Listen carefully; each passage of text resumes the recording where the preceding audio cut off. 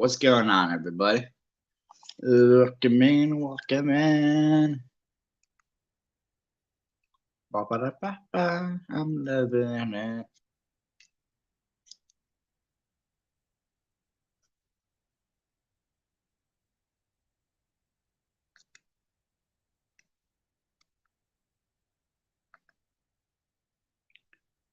Alright, so unfortunately, my phone is out of space. So I must go live in order to read Harry Potter. But hey, you know what? That works for me. More streaming. And honestly, chat, this is the chapter I can't wait to get to. Chapter 4, A Keeper of Keys. Hey, we got one up in stream. Let's go. Welcome in, welcome in. So today we'll be reading chapter 2, The Vanishing Cabinet. Or The Vanishing Glass, I'm sorry. Short recap of what chapter 1 was about. In the last chapter, Harry got dropped off at the Dursleys. We get to see how just how ordinary they are. How ordinary the Dursleys are. And they're all assholes. Nicest way to put it. So, start with chapter 2. The Vanishing Glass. Welcome in to whoever just joined. Nearly 10 years had passed since the Dursleys had woken up to find their nephew on their front step. But Trivet Drive had hardly changed at all. The sun rose on the same tidy front gardens and lit up the brass number 4 on the Dursleys' front door. It crept into the living room, which was almost exactly the same as it had been on the night when Mr. Dursley had seen that fateful news report about the owls. Only the photographs on the mantelpiece really showed how much time had passed. 10 years ago, there had been lots of pictures of what looked like a large pink beach ball, wearing different colored bonnets. But Dudley Dursley was no longer a baby, and now the photographs showed a large blonde boy. Let me see the comments, seeing if anybody's commented yet.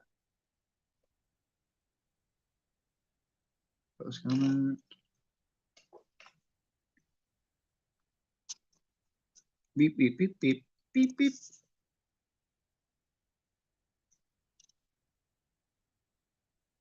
There we go. Get rid of that annoying message.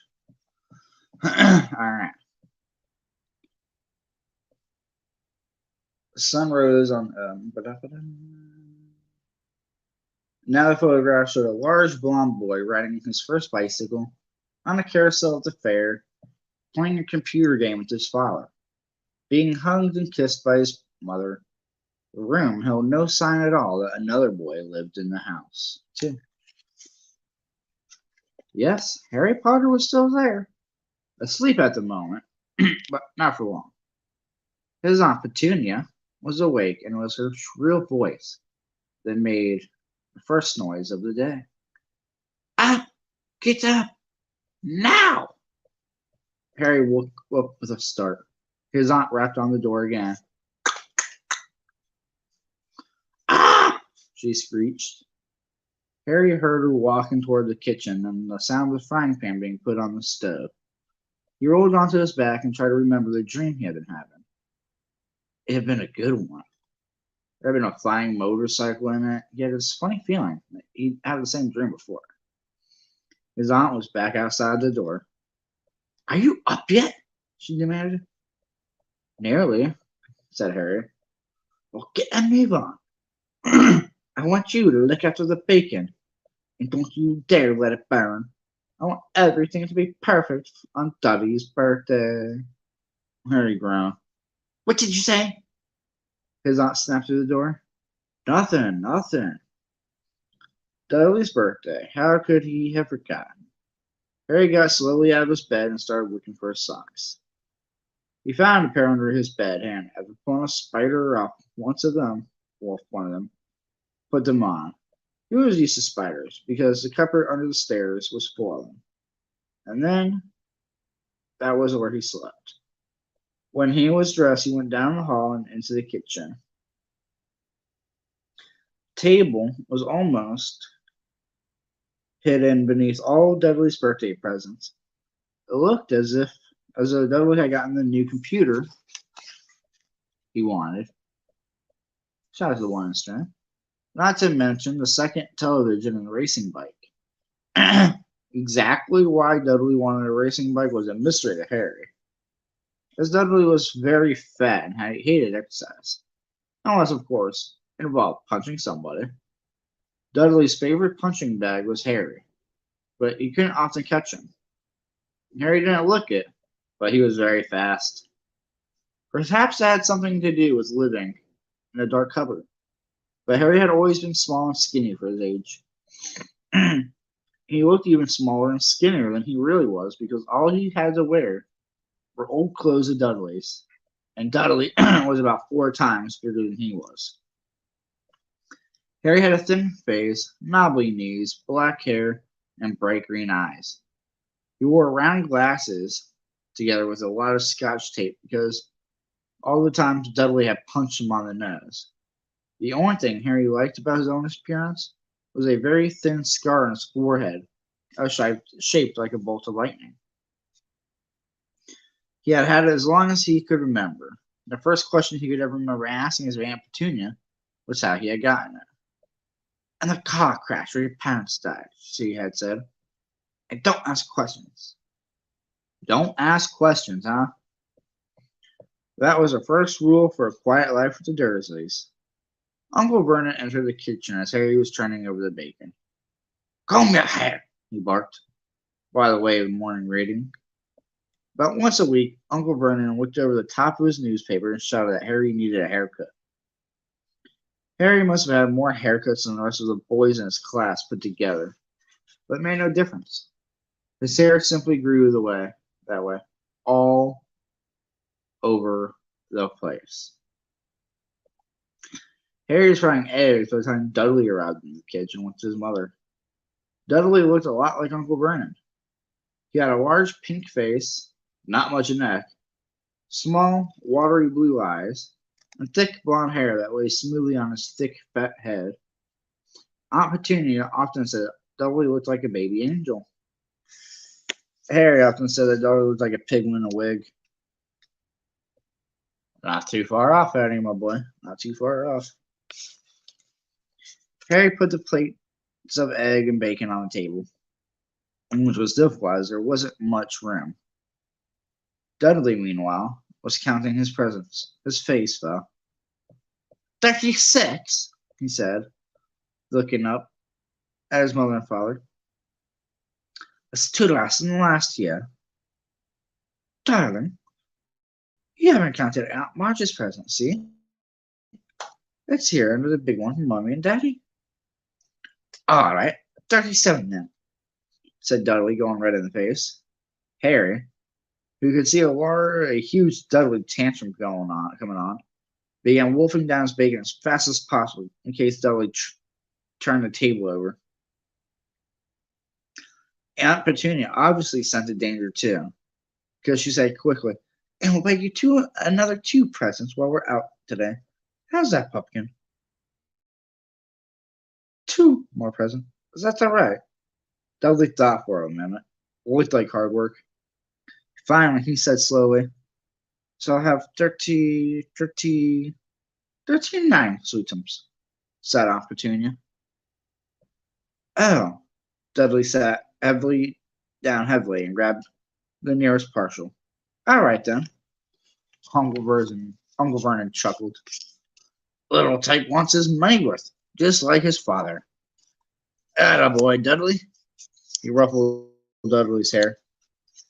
At that moment, the telephone rang, and Aunt Petunia went to answer it while Harry and Uncle Vernon watched Dudley unwrap the racing bike, a video camera, a remote-controlled airplane, 16 new computer games, and a VCR. He was ripping the paper off a gold wristwatch when Aunt Petunia came back from the telephone, looking both angry and worried. "Bad news, Vernon," she said. "Miss Fig's broken her leg. She can't take him." She jerked in Harry's direction. Dudley's mouth fell open in horror, but Harry's heart gave a leap. Every year on Dudley's birthday, his parents took him and a friend out for the day to adventure parks, hamburger restaurants, or the movies. Every year, Harry was left behind with Mrs. Fig, a mad old lady who lived 2 streets away. Harry hated it there. The whole house smelled of cabbage, and Miss Fig made him look at photographs of all the cats he'd ever owned. "Now what?" she said. Aunt Petunia said. "Yeah," said Aunt Petunia. "What's up, Sass? I appreciate you liking the video." "Now what?" said Aunt Petunia, looking furiously at Harry as though he'd planned this. Harry knew he ought to feel sorry that Mrs. Fig had broken her leg, but it wasn't easy when he reminded himself it'd be a whole year before he had to look at Tibbles, Snowy, Mr. Pauls, and Tufty again. Shout out to the Tulip string, by the way. "We could film Marge," Uncle Vernon suggested. "Don't be silly, Vernon. She hates the boy." The Dursleys often spoke about Harry like this, as though he wasn't there, or rather, as though he was something very nasty that couldn't understand them, like a slug. "What about what's her name, your friend Yvonne?" "On vacation in Majorca," snapped Aunt Petunia. "You could just leave me here," Harry put in hopefully. He'd been able to watch what he wanted on television for a change, even go on Dudley's computer. Aunt Petunia looked as though she just swallowed a lemon. "I'd come back and find the house in ruins," she snarled. "I won't blow up the house," said Harry, but they weren't listening. "I suppose we could take him to the zoo," Aunt Petunia said slowly, "and leave him in the car." "The car's new. He's not sitting in it alone." Dudley began to cry loudly. In fact, he wasn't really crying. It had been years since he really cried. But he knew that if he screwed up his face and wailed, his mother would give him anything he wanted. "Dinky Duddydums, don't cry. Mommy won't let him spoil your special day," she cried, flinging her arms around him. I don't want him to come," Dudley yelled between huge pretend sobs. "He always spoils everything." He shot Harry a nasty grin through the gap in his mother's arms. Just then the doorbell rang. "Oh, good Lord, they're here," said Aunt Petunia frantically. And a moment later, Dudley's best friend, Piers Polkus, walked in with his mother. Piers was a scrawny boy with a face like a rat. He was usually the one who held people behind the arms, or people's arms behind their back while Dudley hit them. Dudley stopped pretending to cry at once. Half an hour later, Harry, who couldn't believe his luck, was sitting in the back of the Dursleys' car with Piers and Dudley, on the way to the zoo for the first time in his life. His aunt and uncle hadn't been able to think of anything else to do with him. But before they'd left, Uncle Vernon had taken Harry aside. "I'm warning you," he had said, putting his large purple face right up to close to Harry's. "I'm warning you now, boy. Any funny business, anything at all, and you'll be in that cupboard from now until Christmas." "I'm not going to do anything," said Harry, honestly. But Uncle Vernon didn't believe him. No one ever did. The problem was, strange things often happened around Harry, and it was just no good telling the Dursleys. He didn't make them happen. Once, Aunt Petunia, tired of Harry coming back from the barber's looking as though he hadn't been at all, had taken a pair of kitchen scissors and cut his hair so short He was almost bald except for his bangs, which he left to hide that horrible scar. Dudley had laughed himself silly at Harry. He spent a sleepless night imagining school the next day, where he was already laughed at for his baggy clothes and taped glasses. Next morning, however, he had gotten up to find his hair exactly as it had been before Aunt Petunia had sheared it off. He had been given a week in discomfort for this, even though he tried to explain that he couldn't explain how it had grown back so quickly. Damn, Chad, I think my pizza's here already. 1 minute, I'll be right back. Shit, that was quicker than expected. Be right back.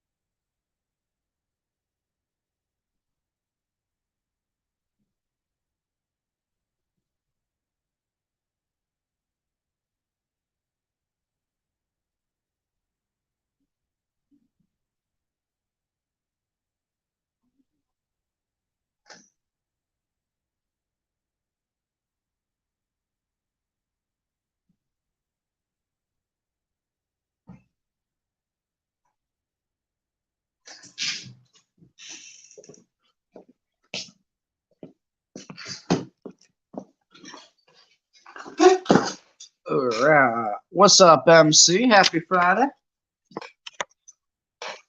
I'm back. Just had a sign for the pizza.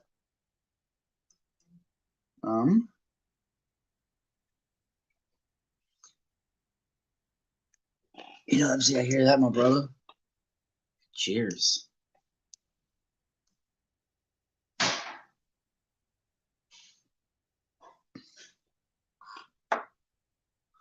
Alright, back to reading.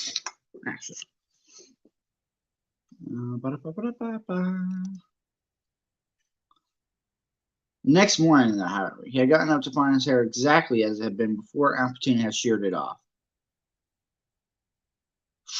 Ouch. I know my hair is looking wild, ain't it? Hey, MC, that's what's up for you. That's nice of you. He had been given a weekend. Another time, Aunt Petunia had been trying to force him into a revolting old sweater Dudley's, brown with orange fluff balls. Orange fluff balls? Or orange puff balls, I'm sorry. The harder she tried to pull it over his head, the smaller it seemed to become, until finally it might have fitted over a hand puppet. But it certainly wouldn't fit Harry. Aunt Petunia had decided it must have shrunk. Just give me a few minutes, buddy. I'm reading. Yeah, I trust you. Your hands are clean, right? Just put four slices on my pizza for me, man. Shit. Put it on the PlayStation. The harder she tried to pull it over her hands, certainly going to fit Harry. Aunt Petunia had decided it must have shrunk in the wash, and to his great relief, Harry wasn't punished. Yeah, my buddy took off the whole pizza. Try telling him to put it on a plate. Asshole. On the other hand, he'd gotten into terrible trouble for being found on the roof of the school kitchens.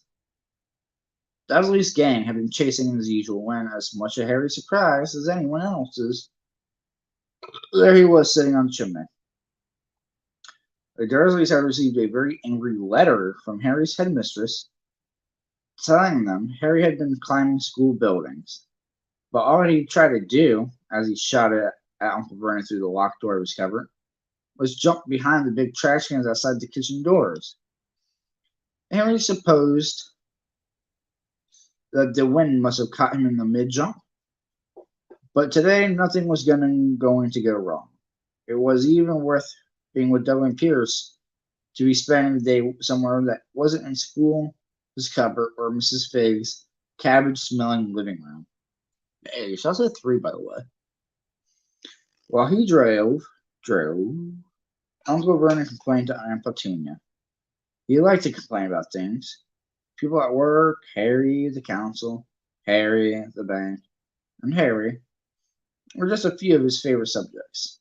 This morning, it was motorcycles. Roaring around like maniacs. The young hoodlums, he said, as the motorcycle overtook them. I had a dream about a motorcycle, said Harry, staring suddenly. It was flying. Uncle Vernon nearly crashed into the car in front. He turned around in the seat and yelled at Harry.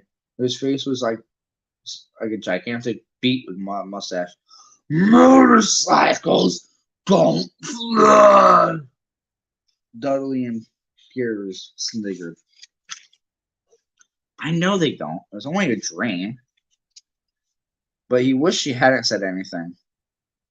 If there was one thing the Dursleys hated even more than him asking questions, it was talking about anything, acting in a way it shouldn't. No matter if it was in a dream or even a cartoon.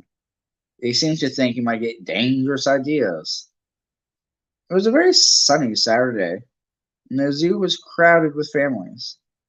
The Dursleys bought Dudley and Piers a large ice cream at the entrance, and then, because the smiling lady in the van asked Harry what he wanted before they could hurry him away, they bought him a cheap lemon ice pop. Wasn't bad either, Harry thought, looking at it as they watched a gorilla scratching its head. He looked remarkably like Dudley, except that it wasn't blonde. Harry had the best morning he'd had in a long time. He was careful to walk a little way apart from the Dursleys, so that Dudley and Piers, who were starting to get bored with the animals by lunchtime, would fall back on their favorite hobby of hitting him. They ate in the zoo restaurant when Dudley had a tantrum because his knickerbocker glory didn't have enough ice cream on top. Uncle Vernon bought him another one, and Harry was almost... Oh, was allowed to finish the first. Nice. Nice for you, Harry. Harry felt afterward like he should have known it was all too good to last. After lunch, they went to the reptile house. It was cool and dark in there, with lit windows along the walls.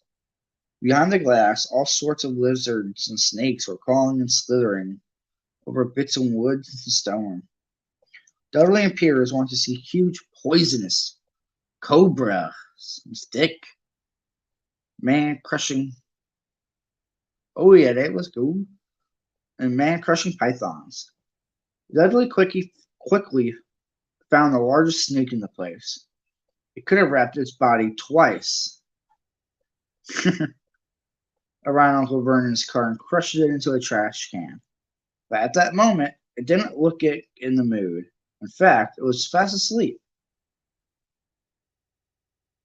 Fucking cat snuck in here. Read the shit out of that Harry Potter, babe. MC says. Dudley stood with his nose pressed against the glass, staring at the glistening brown coils. Make it move, he whined at his father. Uncle Vernon tapped on the glass, but the snake didn't budge. Do it again, Dudley ordered. Uncle Vernon rapped the glass smartly with his knuckles, but the snake just snoozed on. Wait, do snakes snore? Huh, didn't I know that. Hey, with the clutch reading. This is boring, Dudley moaned. He shuffled away. Harry moved in front of the tank and looked intently at the snake. He wouldn't have been surprised if it had died of boredom itself. No company except stupid people drumming their fingers on the glass trying to disturb it all day. It was worse than having a cupboard as a bedroom, where the only visitor was Aunt Petunia, hammering on the door to wake you up. At least you get to visit the rest of the house. The snake suddenly opened its speedy eyes. Slowly, very slowly, it raised its head until it was eye level with Harry's. It winked. Snakes don't snore. What the fuck?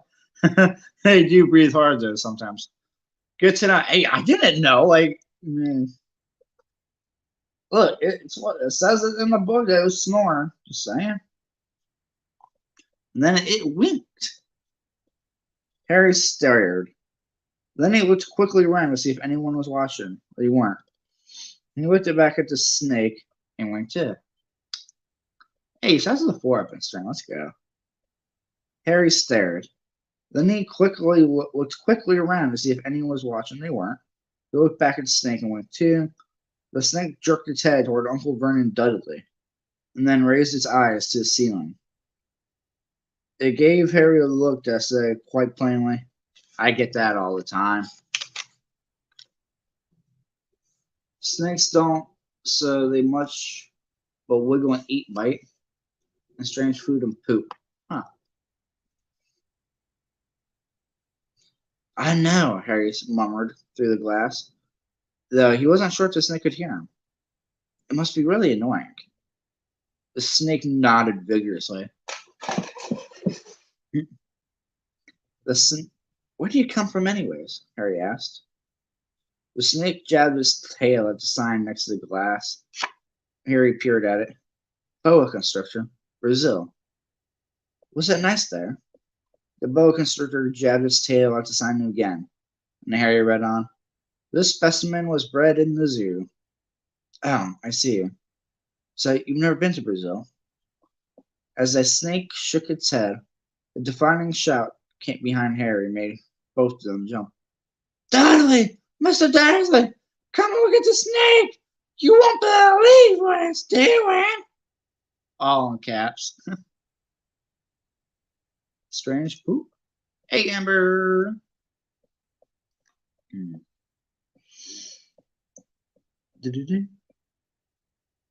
Dudley came waddling toward them as fast as he could.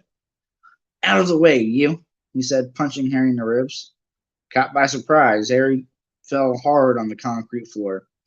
What came next happened so fast no one saw how it happened.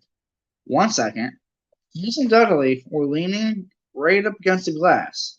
The next, they had let back with howls of horror. Harry sat up and gasped. The glass front of the boa constrictor's tank had vanished. The great snake was uncoiling itself rapidly, slithering out onto the floor. Will one of you guys get this Russian bot out of my lobby, please? Thank you. People throughout the reptile house screamed and stared, running for the exits. As the snake slid swiftly past, Harry could have sworn a low, hissing voice said, Brazil, here I come. Thanks, amigo. The keeper of the reptile house was in shock. Come on, Chico, inside, cat. Come on. Sorry, chat. Stinky cat.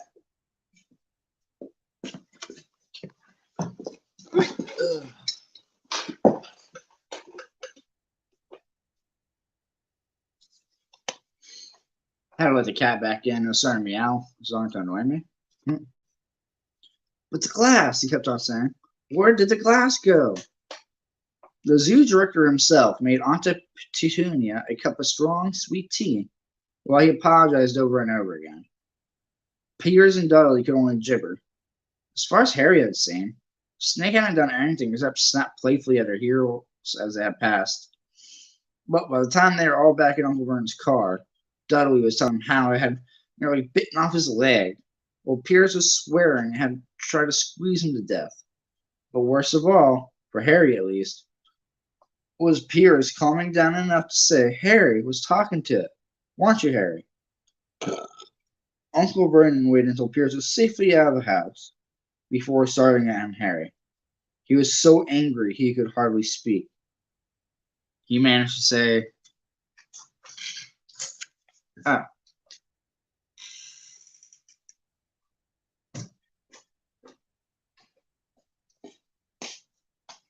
thank you, buddy.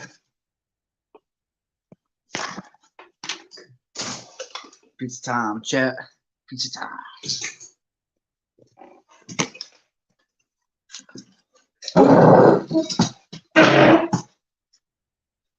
It's actually not that big, sets. It's only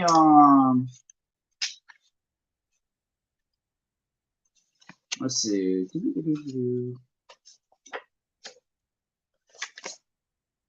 about 295 pages, about 300 pages.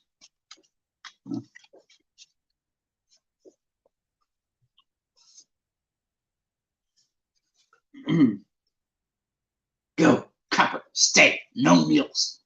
Before he collapsed into a chair, and Opportunity had to run and get him a large brandy.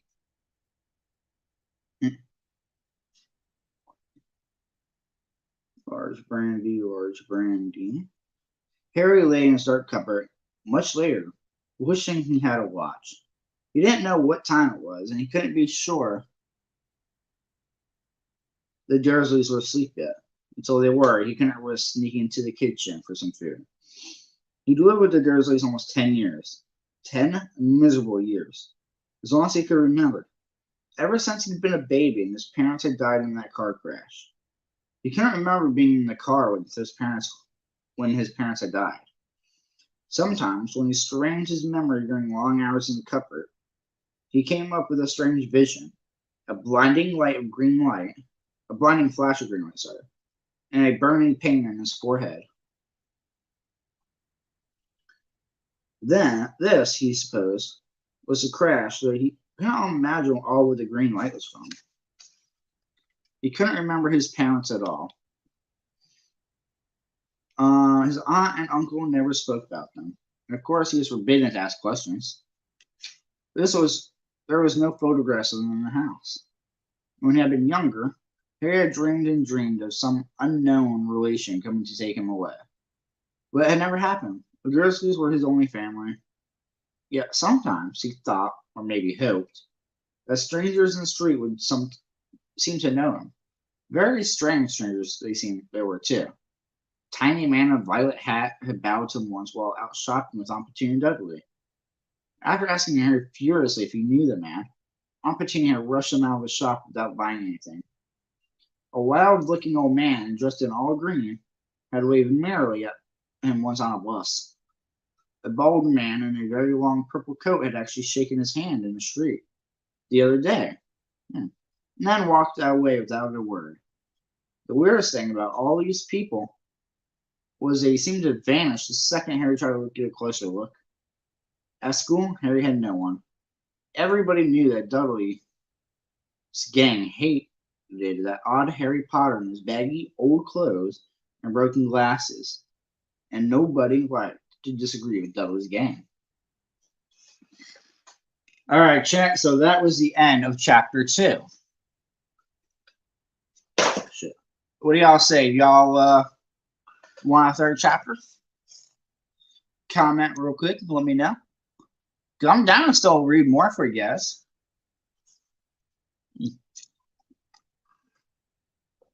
I'm down to read chapter 3 if you guys would like it.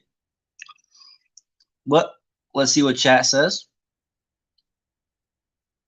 And how is my reading, guys? What do y'all think of my reading? Do I read okay?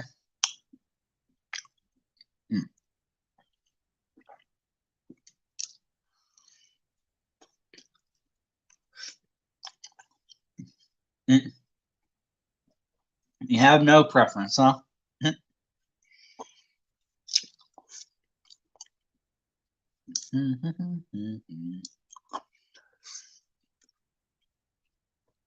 Sorry, Chad. I just want to eat real quick.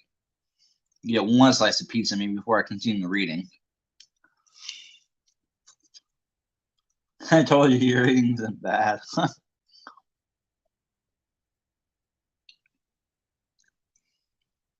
If you say so, Amber.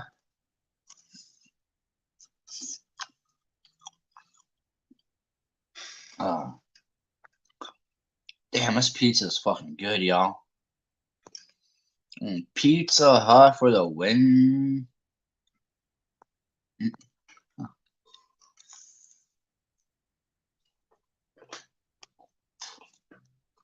Stuffed crust. Freaking phenomenal, y'all.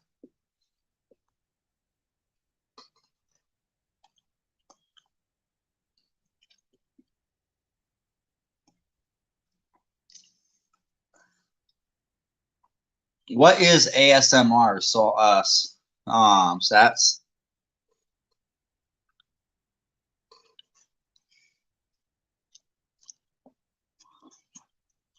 Somebody else said that phrase the other day, and I didn't know what it was. I think my buddy said it. I'm like, in the Chinese, that you don't know what it means?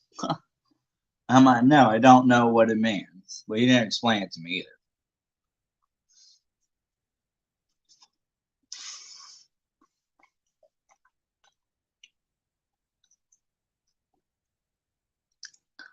I'm doing a refin mission.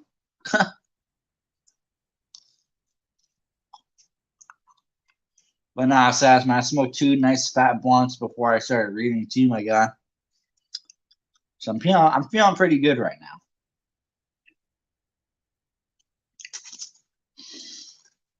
What do you think, Sass? You feel like hearing another chapter from Daves-Raves? More story time with Dave? Now I'll turn the can back on shortly, y'all. So then let me eat like one more slice.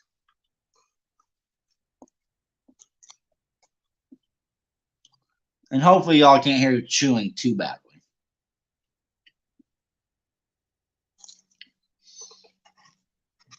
I don't want to be that one jackass streamer. Come on, chat. Talk with me.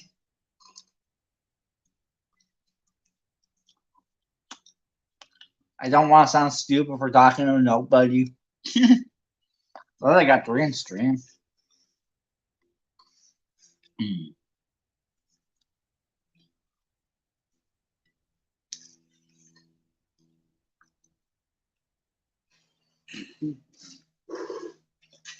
Yeah, so chapter 3 is called Letters from Nowhere. Now it's going to be quite a lengthy chapter.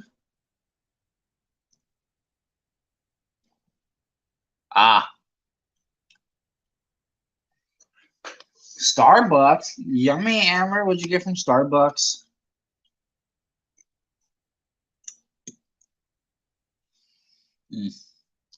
Shit. Oh, chat, this is what happened with slice of pizza I just ate. How do I change my camera? No. Settings. I hate it when you get to pick up a slice of pizza, and this is what happens. There's the pizza. There's the toppings. Pizza toppings. Toppings pizza. Well, you know what I mean. Damn. Oh, well. He says up to you. So, alright. Well, hell yeah, then. So I'll definitely go ahead and read another chapter.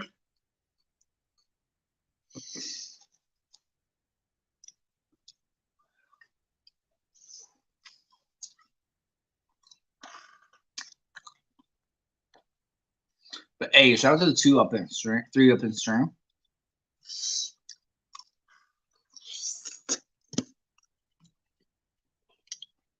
We got Amber and Sats. Who else we got up in here? I mean, we got me on my TV too.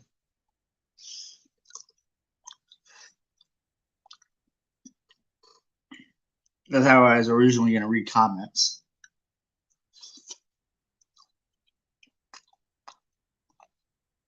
All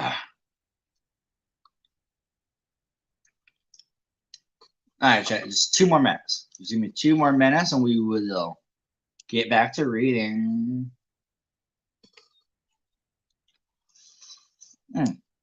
Pistachio cream is what I got.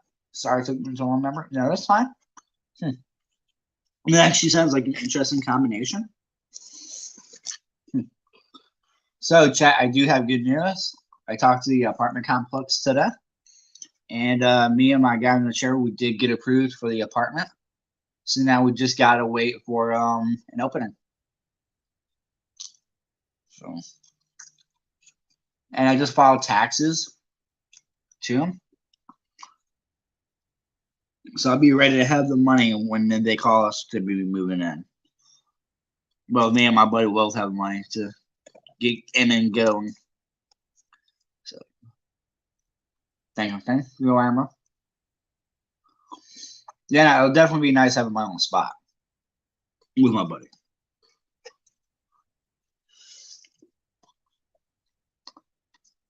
We won't have no annoying cats running around in the middle of a live stream.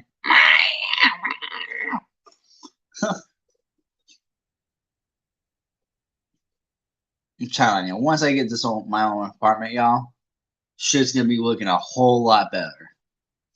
I won't be in a garage anymore.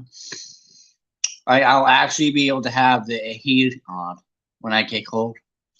I'll actually be able to have the AC on if I'm get hot.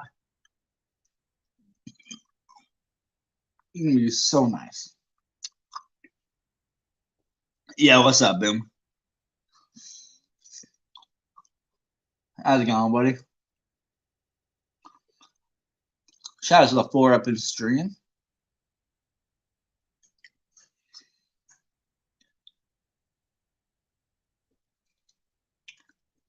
And so my cats are trying to come out right now.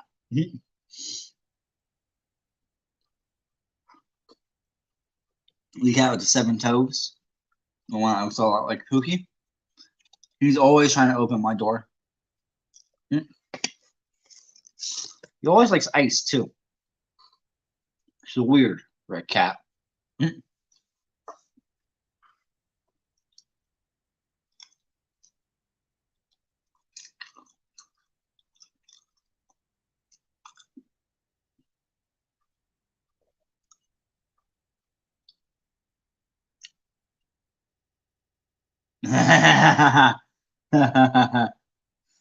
All right.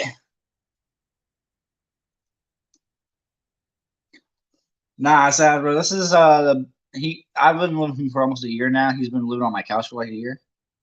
We're good. We lived together before. Not known the kid since we were like 8 years old. So, my mom, son.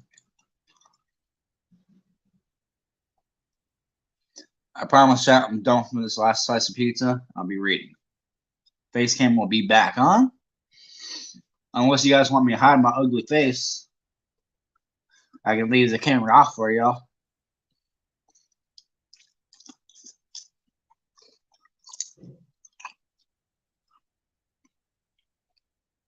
What do y'all say? Camera back on or camera off?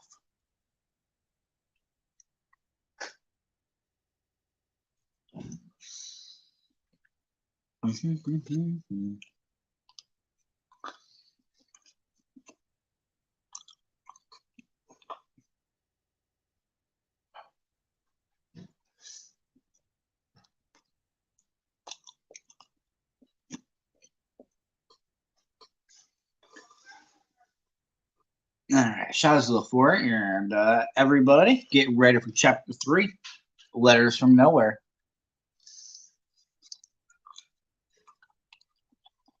What you laughing at, Amber?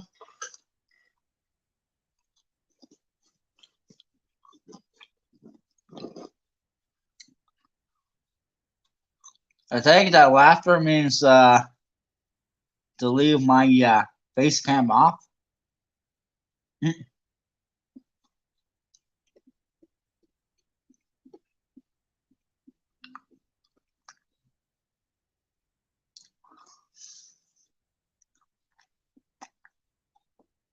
Almost done, chat. Almost done.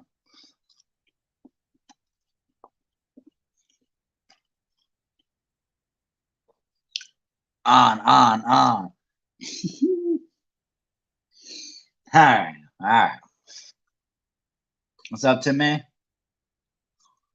I don't know, though, man. I'm pretty ugly. I don't want to break anybody's camera screens. I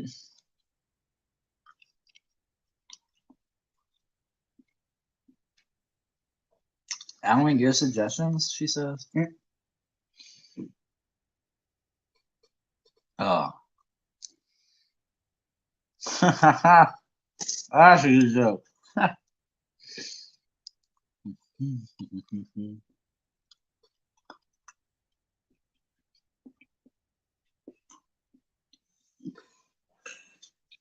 Oh, man.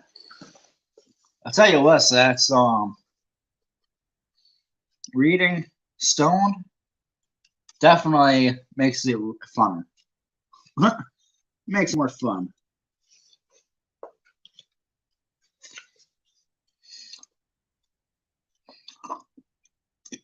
I got me some ET OG earlier. All right, y'all.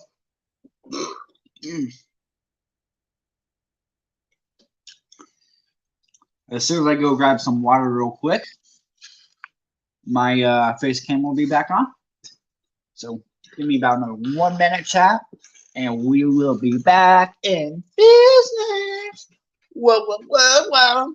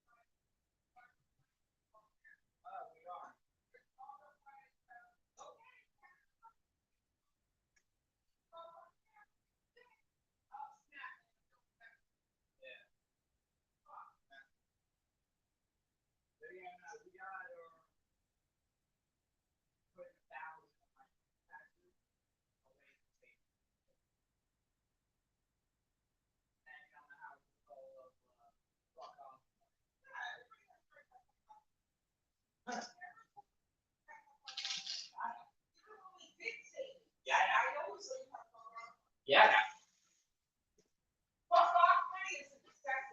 Yeah. Right? Oh, do I see Bo in here? All right. Whoa! I'm back, y'all. Back in business. Back, y'all. I didn't mean to take that long. I lost people. Chapter 3. The Letters from Nowhere. From no one, rather. The escape of the Brazilian boat constructor earned Harry his longest ever punishment. By the time he was allowed out of his cupboard again, the summer holidays had started, and Dudley had already broken his new video camera, crashed his remote control airplane, and first time out on his racing bike, knocked down old Miss Fig as she crossed Twig Drive on her crutches. Damn, that poor Mrs. Fig. She just had a broken leg, and then you got Dudley running her over. Damn. Harry was glad school was over, but there was no escaping Dudley's gang, who visited the house every single day. Piers, Dennis, Malcolm, and Gordon were all big and stupid.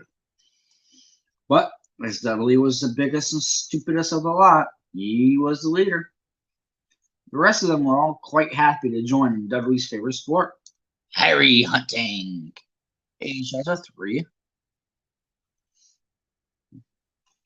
This is why Harry spent as much time as possible out of the house, wandering around and thinking about the end of the holidays, where he would see a tiny ray of hope.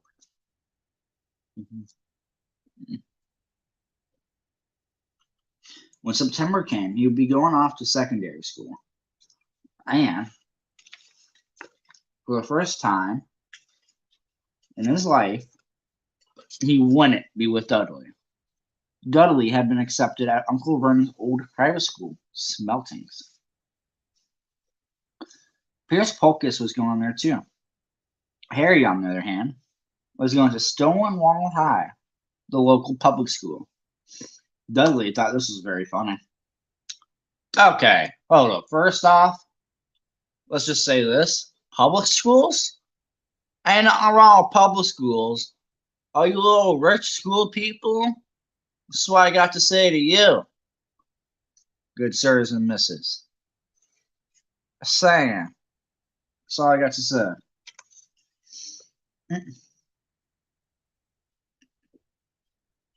Dudley, they stuff people's heads down the toilet the first day of Stonewall, he told Harry. Want to come upstairs and practice? No, thanks, said Harry. The poor toilets never had anything as horrible as your head down it. It might be sick. Then he ran before Dudley could work out what he just said.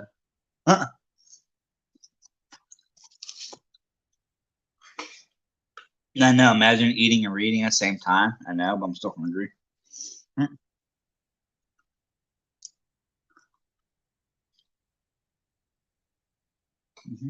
One day in July, Aunt Petunia took Dudley to London to buy his Smeltings uniform, leaving Harry at Mrs. Fig's.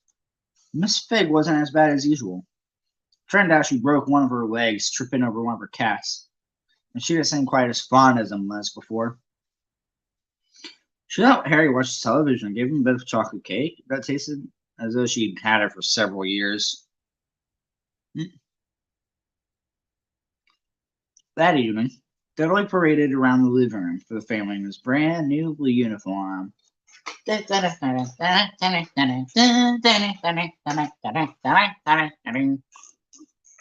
how I would just imagine him parading around.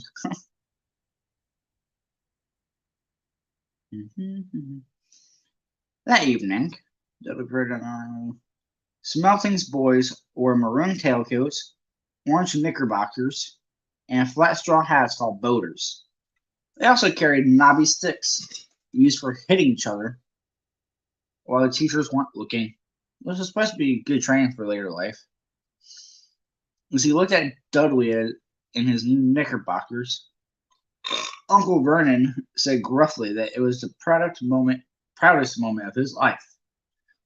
Aunt Petunia burst into tears and said she couldn't believe it was her Uncle Diddlekins. He looked so handsome and grown up. Harry didn't trust himself to speak. Thought two of his ribs might already have crashed from trying not to laugh. Now that's funny. Oh.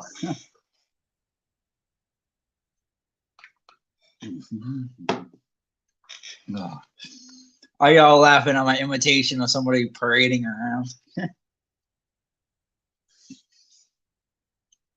There was a horrible smell in the kitchen the next morning when Harry went in for breakfast. It seemed to be coming from a large metal tub in the sink. He went to have a look.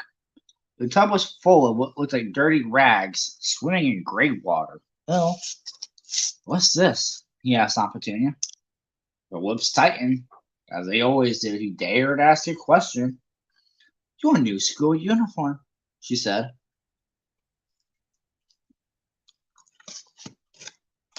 Harry looked in the bowl again. Oh, I didn't realize it had to be so wet. Don't be stupid, snapped Aunt Petunia. I'm dyeing some of Dudley's old things for you, great for you. It'll look like just like everyone else's when I've finished. And Harry seriously doubted this, but it's best not to argue. He sat down to the table and tried not to think about how he was going to look on his first day at Stonewall High. Like he was wearing bits of old elephant skin, probably. Dudley and Uncle Vernon came in, both with wrinkled noses because of the smell from Harry's new uniform. Uncle Vernon opened his newspaper as usual, and Dudley banged his smelting stick, which he carried everywhere, on the table. They heard the click of the mail slot and flop of letters on the doormat. Get the mail, Dudley, said Uncle Vernon from behind the newspaper. Make Harry get it. Get the mail, Harry. Make Dudley get it. Poke him with your smelting sticks, Dudley.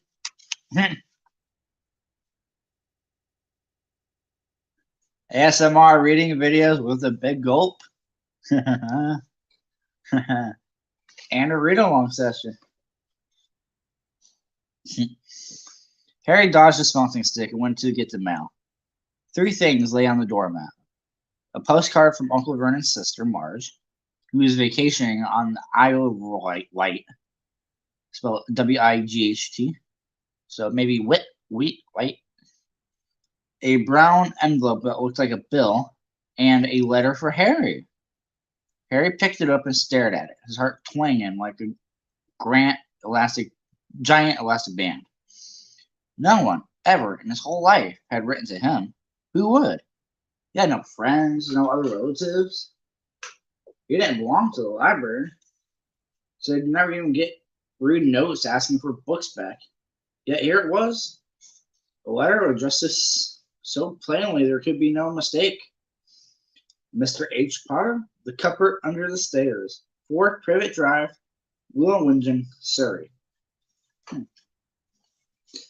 The envelope was thick and heavy, made of yellowish parchment, and the address was written in emerald green ink. There was no stamp. Turning the envelope over, his hand trembling, Harry saw a purple wax seal bearing a coat of arms, a lion, an eagle, a badger, and a snake, surrounding a large letter H. Hurry up, boy, shouted Uncle Vernon from the kitchen. What are you doing? Checking for letter bombs? He chuckled at his own joke. Harry went back to the kitchen, still staring at the letter. He handed Uncle Vernon the bill and the postcard, sat down, and slowly began to open the yellow envelope. Uncle Vernon ripped open the bill, snorted in disgust, and flipped over the postcard. Marge is ill, he informed Aunt Petunia. It's a funny look. Dad, said Dudley suddenly. Dad, Harry's got something. Harry was on the point of unfolding his letter, which was written on the same heavy parchment as the envelope, when it was jerked sharply out of his hand by Uncle Vernon. That's mine, said Harry, trying to snatch it back. Who'd be writing to you? Sneered Uncle Vernon.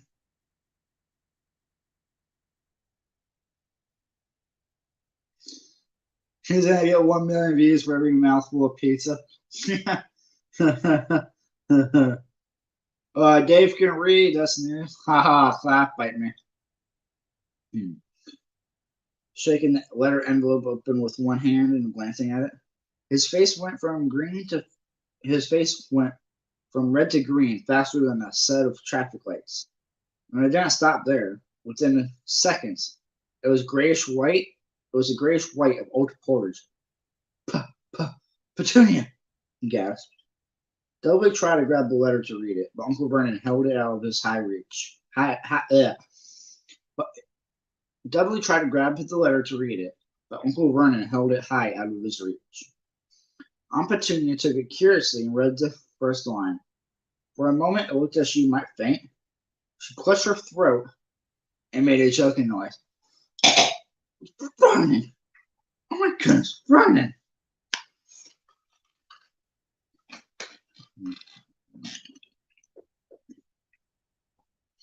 They stared at each other. Hey, shout out to the two in stream. I think it's more than that, but shout out to everybody who's in stream right now. They stared at each other, seeming to have forgotten that Harry and Dudley were still in the room. Dudley wasn't used to being ignored. He gave his father a sharp tap on the head with the smelting stick. I want to read that letter. I want to read it. It's mine, as it's mine. Get out, both of you, croaked Uncle Vernon, stuffing the letter back inside his envelope. Harry didn't move. I want my letter. Let me see it, demanded Dudley. Out! Roared Uncle Vernon. And he took Harry and Dudley both by the scruffs of their necks and threw them into the hall. A little bit better. Lucky you, Cloud is snowing. Oh, yeah. Slamming the kitchen door behind them. Harry and Dudley promptly had a furious but silent fight over who would listen at the door at the keyhole. Dudley won, so Harry, his glasses dangling from one ear, lay flat on his stomach to listen on the crack between door and floor. Vernon, Aunt Petunia was saying in a quivering voice, look at that dress. How could they possibly know where he sleeps? You don't think they're watching the house? Watching, spying, might be following us, murmured Uncle Vernon wildly. But what should we do, Vernon? Should we write back? Tell them we don't want? Harry could see Uncle Vernon's shiny black shoes pacing up and down the kitchen. No, he said finally. No, we'll ignore it. If they don't get any response, yes, that's best. We won't do anything. But I'm not having one in the house, Petunia. Didn't we swear when we took him in we'd stomp out that dangerous nonsense? Ouch. Yeah, it's actually going to get really cold over here Sunday, y'all. Like Saturday night. So it's going to get down like 29. So if it does rain, it could actually snow for us. Doubtful, but. I mean, hell, we had freaking snow a few nights ago. No, so I'm sorry, frost a few mornings ago. That evening, when he got back from work, Uncle Vernon did something he'd never done before. He visited Harry in his cupboard. Where's my letter? Said Harry the moment Uncle Vernon had squeezed his door. Who's writing to me? No one. It was addressed to you by mistake, said Uncle Vernon shortly. I have burned it. It was not a mistake, said Harry angrily. It had my cupboard on it. Silence! Yelled Uncle Vernon. And a couple of spiders fell from the ceilings. He took a few deep breaths and then forced his face into a smile, which looked quite painful. Yes, Harry, about this cupboard. Your aunt and I have been thinking you're really getting a bit big for it. We think it might be nice if you moved into Dudley's second bedroom. Why? Said Harry. Don't ask questions, snapped his uncle. Take this up upstairs, now. The Dursleys' house had 4 bedrooms, one for Uncle Vernon and Aunt Petunia, one for visitors, usually Uncle Vernon's sister Marge, one where Dudley slept, and one where Dudley kept all of his toys, things that wouldn't fit into his first bedroom. It only took Harry one trip upstairs to move everything he owned.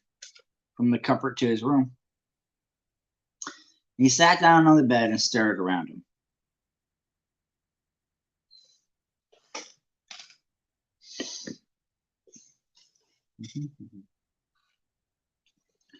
The months-old video camera was lying on top of a small working tank Dudley had once driven over the next-door neighbor's dog. I can feel it, especially the dog's little ankle bite. In the corner was Dudley's first ever television set, which he put his foot through when his favorite program had been canceled.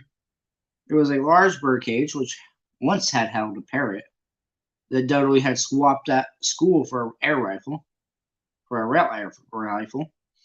which was up on a shelf with the end all bent because Dudley had sat on it. All right. Other shelves were full of books. Huh. Dudley reading books? That's a new one.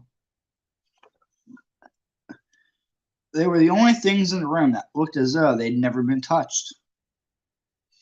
From downstairs came the sound of Dudley bawling at his mother. I don't want him in there. I need that room. Make him get out. Harry sighed and stretched out on the bed.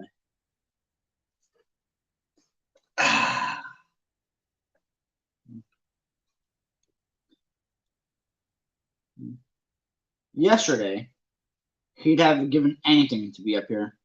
Today, he'd rather be back in his cupboard with that letter than up here without it. Next morning at breakfast, everyone was rather quiet. Dudley was in shock.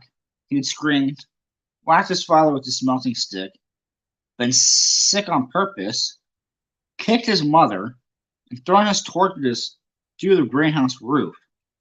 And he still didn't have his room back. What in the hell is wrong with Dudley? I'm sorry, but you throw your tortoise out a greenhouse roof? Man, that kid needs to have his brain checked out. I'm sorry.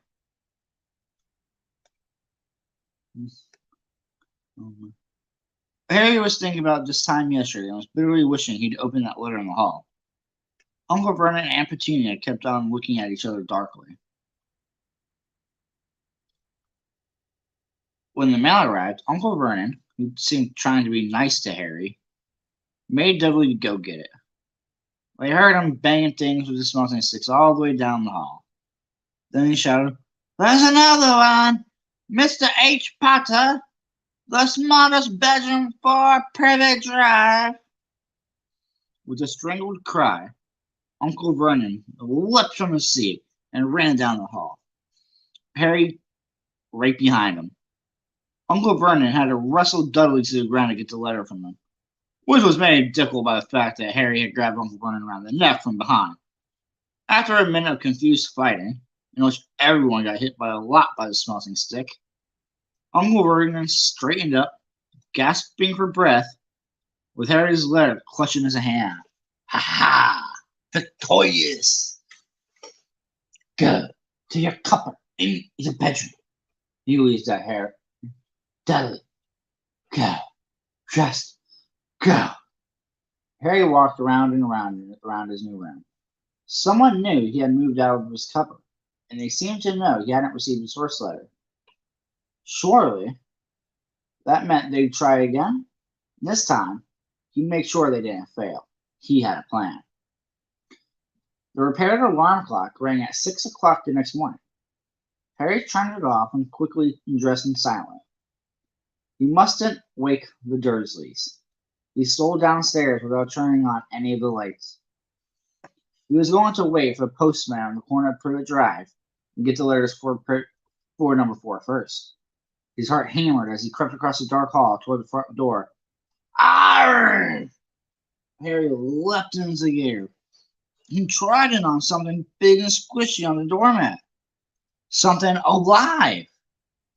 Lights clicked on upstairs, and to his horror, Harry realized that the big, squishy something had been his uncle's face. Ouch. Uncle Vernon had been lying at the floor at the foot of the front door in the sleeping bag, clearly making sure that Harry didn't do exactly what he'd been trying to do. He shouted at Harry for half an hour and then told him to go make a cup of tea. Harry shuffled off miserably into the kitchen, and by the time he got back, the mail had arrived, right into Uncle Vernon's lap. Harry could see 3 letters addressed to him in green ink. I want! But Uncle Vernon was tearing the letters into pieces before his eyes. Uncle Vernon didn't go to work that day. He stayed at home and nailed up the mail slot. See, he explained to Aunt Petunia through a mouthful of nails. If they can't deliver them, they'll just give up. I'm not sure that'll work, Vernon. Oh, these people's minds work in strange ways, Petunia. They're not like you and me, said Uncle Vernon, trying to knock in the nail with a piece of fruit cake that Petunia had just handed him. Imagine what, Amber? Whew. Man, I'm a little bit lightheaded. I wonder why. I wonder if I'm lightheaded from all the reading out loud I'm doing at once. And like barely taking any breaths. Like, have you guys noticed I'm reading, like I'm trying to read it all at once, like without taking too many pauses?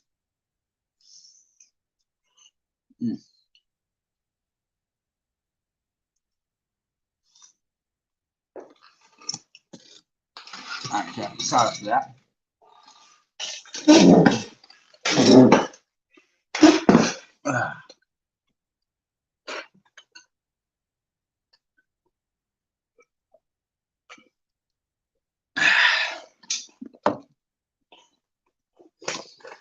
Alright, much better. On Friday, no less than 12 letters arrived for Harry. As they couldn't go through the mail slot, they had been pushed through. Yeah, eat that pizza, drink that big gulp.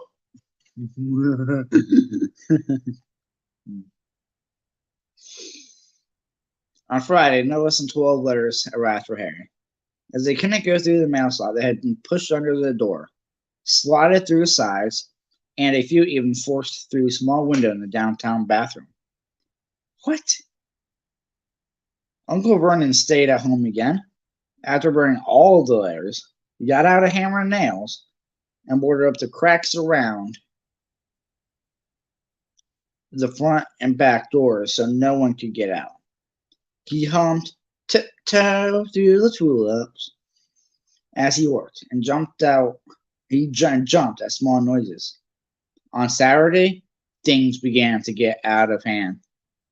24 letters to Harry found their way into the house, rolled up and hidden inside each of the 24 eggs that their very confused milkman had handed Aunt Petunia through the living room window. While Uncle Vernon made furious telephone calls to the post office and the dairy trying to figure out someone to complain to, Aunt Petunia shredded the letters in her food processor. Who on earth wants to see you this badly? Dudley asked Harry in amazement. On Saturday morning, Uncle Vernon sat down at the breakfast table, looking tired and ill, but happy. No posts on Sundays, he reminded them cheerfully as he spread marmalade on his newspapers. On his newspapers. Okay, check. Can somebody tell me what Mars marmalade is? Because I feel like that's like a butter or jam or something like that. He reminded them cheerfully. Okay. No damn letters today. Something came whizzing down the kitchen chimney as he spoke. Got him sharp like jam. Okay, that's what I thought. Thank you, Amber. Something came whizzing down the kitchen chimney as he spoke and caught him sharply on the back of the head. Next moment, 30 or 40 letters came pelting out the fireplace like bullets. The Dursley stuck, but Harry leapt in the air trying to catch one. Ow! Ow! Uncle Vernon seized Harry around the waist and threw him into the hall. Damn. Child abuse. When Aunt Petunia and Dudley had run out with their hands under their faces, Uncle Vernon slammed the door shut. They could hear all the letters still streaming into the room, bouncing off the walls and floor. "That does it," said Uncle Vernon, trying to speak calmly, but pulling great tufts of his mustache out at the same time. "I want you all back in 5 minutes ready to leave. We're going away. Just pack some clothes. No arguments." He looked as Danger with half his mustache missing, that no one dared argue. 10 minutes later, they had wrenched their way through the boarded up doors and were in the car, speeding towards the highway. Dudley was sniffling in the back seat. His father had hit him around the head for holding him up while he tried to pack his television, VCR, and computer in his sports bag. Fucking Dudley. Where do y'all expect to plug in a TV at, Dudley? They drove, and they drove. Even Aunt Petunia didn't dare ask where they were going. Every now and then, Uncle Vernon would take a sharp turn and drive in the opposite direction for a while. Shake him off, he would mutter whenever he did this. They didn't stop to eat or drink all day. By nightfall, Dudley was howling. He never had such a bad day in his entire life. He was hungry. He'd missed 5 television programs he'd wanted to see, and he'd never gone so long without blowing up an alien on his computer. Uncle Vernon stopped at last, outside a gloomy-looking hotel on the outskirts of the big city. Dudley and Harry shared a room, with twin beds and damp, musty sheets. Dudley snored, but Harry stayed awake, sitting on the windowsill, staring down at the lights of passing cars and wondering. They ate stale cornflakes and cold tinned tomatoes on toast. What? They ate stale cornflakes and cold tinned tomatoes on toast for breakfast the next day. I'm sorry, but that sounds like a most disgusting breakfast I've ever heard of. Sounds even worse than Canadian bacon. Just saying.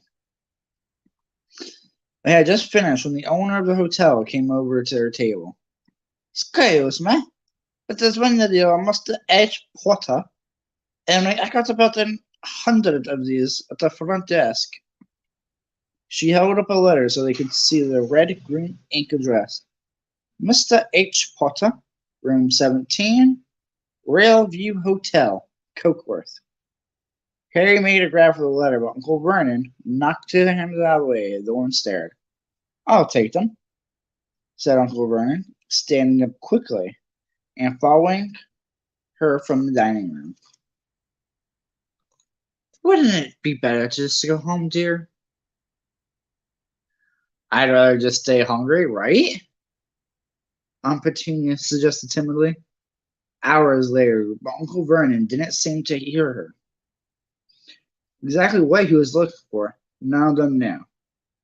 He drove into the middle of the forest, got out, looked around, shook his head, got back in the car, and off they went again. The same thing happened in the middle of a plowed field, halfway across a suspension bridge, and at the top of a multi-level parking garage. "Daddy's gone mad, hasn't he?" Dudley asked Aunt Petunia dully late that afternoon. Uncle Vernon had parked at the coast, locked them all inside the car, and disappeared. It started to rain. Great drops beat on the roof of the car. Dudley sniveled. "It's Monday," he told his mother. "The great Humberto is on tonight. I want to stay somewhere with a television." Monday. This reminded Harry of something. If it was Monday, and you could usually count on Dudley to know the days of the week because of television, then tomorrow, Tuesday, was Harry's 11th birthday. Of course, his birthdays were never exactly fun. Last year, the Dursleys had given him a coat hanger and a pair of Uncle Vernon's old socks. Still, you weren't 11 every day. Uncle Vernon was back, and he was smiling. He was also carrying a long, thin package and didn't answer Aunt Petunia when she asked what he'd bought. Found the perfect place, he said. Come on, everybody out. It was very cold outside the car. Uncle Vernon was pointing to what looked at like a very large rock out at sea. Perched on the top of the rock was the most miserable little shack you can imagine. One thing was certain. There was no television in there. Storm forecast for tonight, said Uncle Vernon gleefully, clapping his hands together. And this Jones kindly agreed to lend us his boat. A toothless old man came ambling up to them, pointing, with a rather wicked grin, at an old rowboat bobbing in the iron-gray water below them. I've already got us some rations, Uncle Vernon said. So all aboard. It was freezing in the boat. Icy sea spray and the rain crept down their necks, and the chilly wind whipped around their faces. After what seemed like hours, they reached the rock, where Uncle Vernon, slipping and sliding, led the way to the broken-down house. The inside was horrible. It smelled strongly of seaweed. The wind whistled through the gaps in the wooden walls, and the fireplace was damp and empty. There were only 2 rooms. Uncle Vernon's rations turned out to be a bag of chips each and 4 bananas. I mean, I guess it's better than what they had before. He tried to start a fire, but the empty chip bags just smoked and shriveled up. Could do with some of those letters now, eh? He said cheerfully. He was in a very good mood. Obviously, he thought nobody stood a chance of reaching them here in a storm to deliver mail. Harry privately agreed, though that thought didn't cheer him up at all. As night fell, this promised storm blew up around them. Spray from the high waves splattered the walls of the hut, and a fierce wind rattled the filthy windows. Aunt Petunia found a few moldy blankets in the second room, and made up a bed for Dudley on the moth-eaten sofa. She and Uncle Vernon went off to the lumpy bed next door, and Harry was left to find the softest bit of floor he could find, and to curl up underneath the thinnest, most ragged blanket. The storm raged more and more ferociously as the night went on. Harry couldn't sleep. He shivered and turned over, trying to get comfortable, his stomach rumbling with hunger. Dudley's snores were drowned by the low rolls of thunder that started near midnight. The light-rated dial of Dudley's watch, which was dangling over the edge of his sofa on his fat wrist, and Harry told Harry he'd be 11 in 10 minutes' time. He lay and watched his birthday tick nearer, wondering if the Dursleys would remember at all, wondering where the letter writer was now. 5 minutes ago, Harry heard something creak outside. He hoped the roof wasn't going to fall in. He might be warmer if it did. 4 minutes ago. Maybe the house in Privilege Drive would be so full of letters when they got back that he'd be able to steal one somehow. 3 minutes ago. Was that the sea slapping hard on the rock like that? And 2 minutes ago, what was that funny crunching noise? Was the rock crumbling into the sea? 1 minute ago, and he'd be 11. 30 seconds, 20, 10, 9. Maybe he'd wake Dudley up just to annoy him. 3, 2, 1. Boom!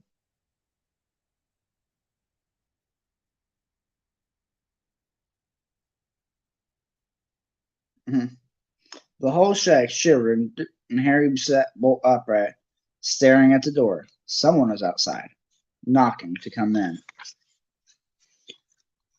Whew! All right, y'all, and that was chapter 3. Now, the next chapter, y'all, is the best chapter of the entire book, if you ask me. And it's a chapter that I really actually wanted to read. So how about it? Do y'all have patience enough to listen to me read one more chapter? Because chapter 4 is The Keeper of Keys, which is, where Hagrid, if y'all have seen the movie, Hagrid beats the door down and says, "You're a wizard, Harry." You know what? I got one pizza crust left. Let me finish that. Let me refill my is it the last? Is it that why is it your favorite? Huh? What's that? Spoiler alert. Oh, come. Hey, bro, look, okay? The book came out in 1998, I think. Wait, hold up. There's a copyright for this book. 1999, okay? All right, yeah, so we're going to take another brief intermission, just in between chapters. Oh, man. Daves-Raves needed to say a refuel. How many chapters is that? Or how many pages is a chapter, anyways? Take your time, Dave, Amber says.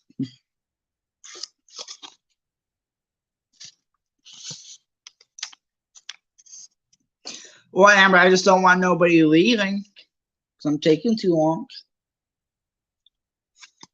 Holy shit.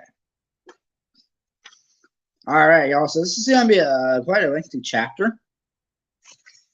So it's going to go from page 46 to page 61. So, yeah, chat. Yeah, let me go refill the water real fast. I got a cup left, like right here. I just want to fill it up a little bit higher. So,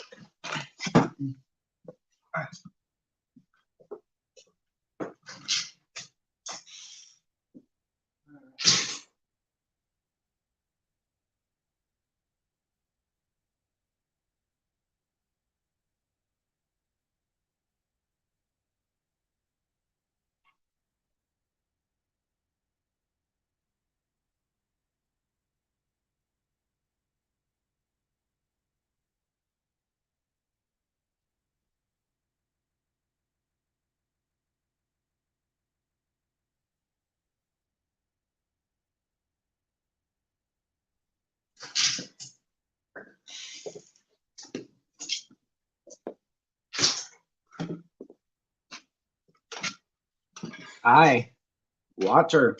That's water. Can you see the water, good sir? Just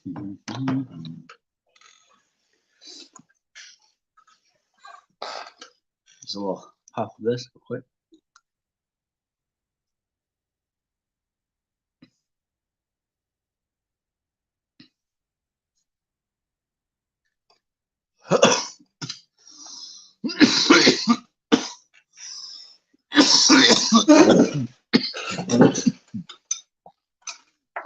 All right. So who exactly do we have in chat right now?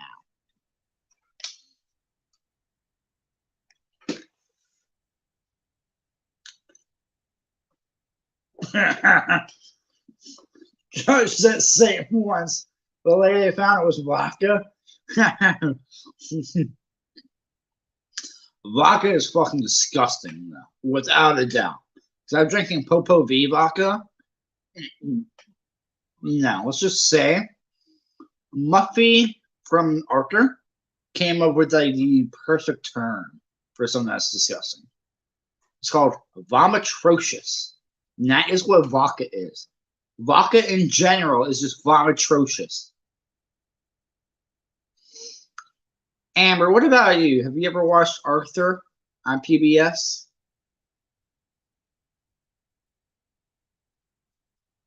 Damn, down to one viewer. Ouch. It doesn't hurt.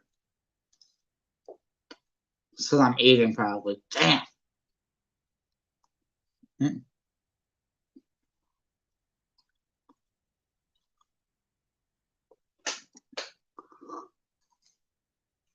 Whoa. Huh.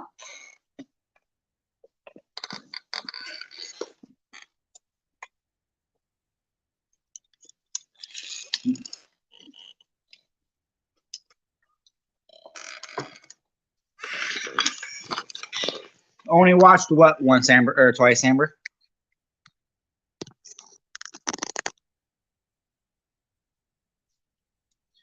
What did you only see twice?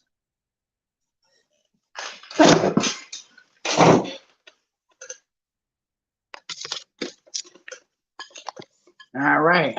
The Keeper of Keys. Is everybody ready?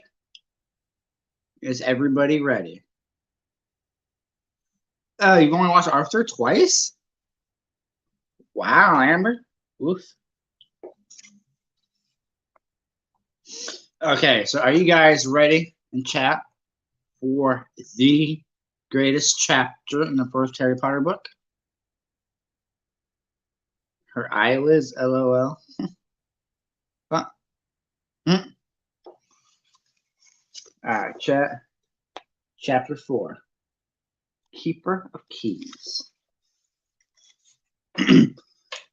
Boom! They knocked again. Dudley jerked awake. Where's the cannon? He says stupidly. There was a crash behind them, and Uncle Vernon came skidding into his room. He was holding a rifle in his hands. Now they knew what had been in that long, thin package he had brought with them. Who's there? He shouted. I warn you, I'm gone. There was a pause. Then, smash!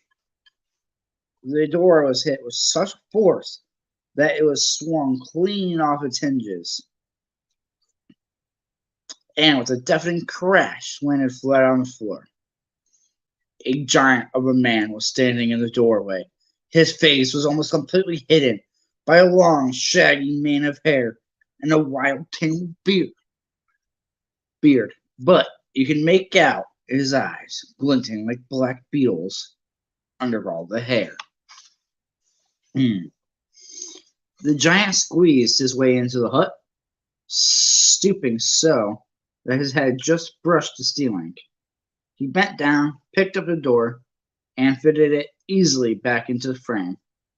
The noise of the storm outside dropped a little. He turned to look back at them all. Couldn't make us a cup of tea, could you? It's not been an easy journey. He strode up to the sofa where Dudley sat frozen with fear. Fudge up, you great lump, said the stranger. Yes, that's going to be my Hagrid voice. Every time I see Hagrid talking, that's what I'm going to try to do for him. Dudley squeaked and ran to hide behind his mother, who was crouching terrified behind Uncle Vernon. And here's Harry, said the giant. Harry looked up into the fierce, wild, shadowy face and saw that the beautiful eyes were crinkled in a smile. The last time I saw you, you was only a baby, said the giant. You look a lot like your dad, but you've got your mom's eyes. Uncle Vernon made a funny rasping noise. I demand that you leave at once, sir. You're breaking and entering. Ah, shut up, Dursley, you great prune, said the giant.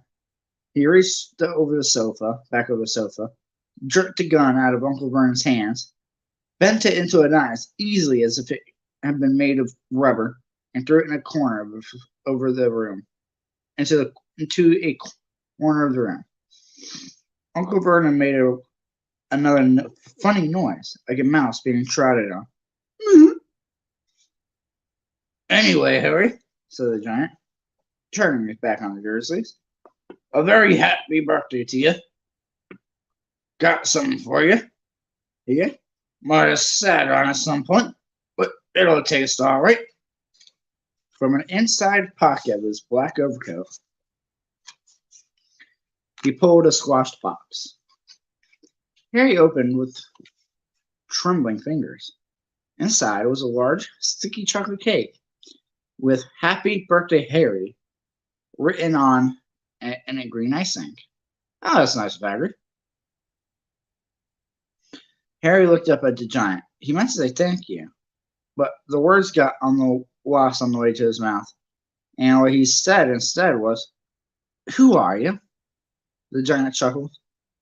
"True. I haven't introduced myself. Rubius Hagrid, keeper of keys and grounds at Hogwarts." He held out an enormous hand and shook Harry's whole arm. "What about that tea then, eh?" he said, rubbing his hands together.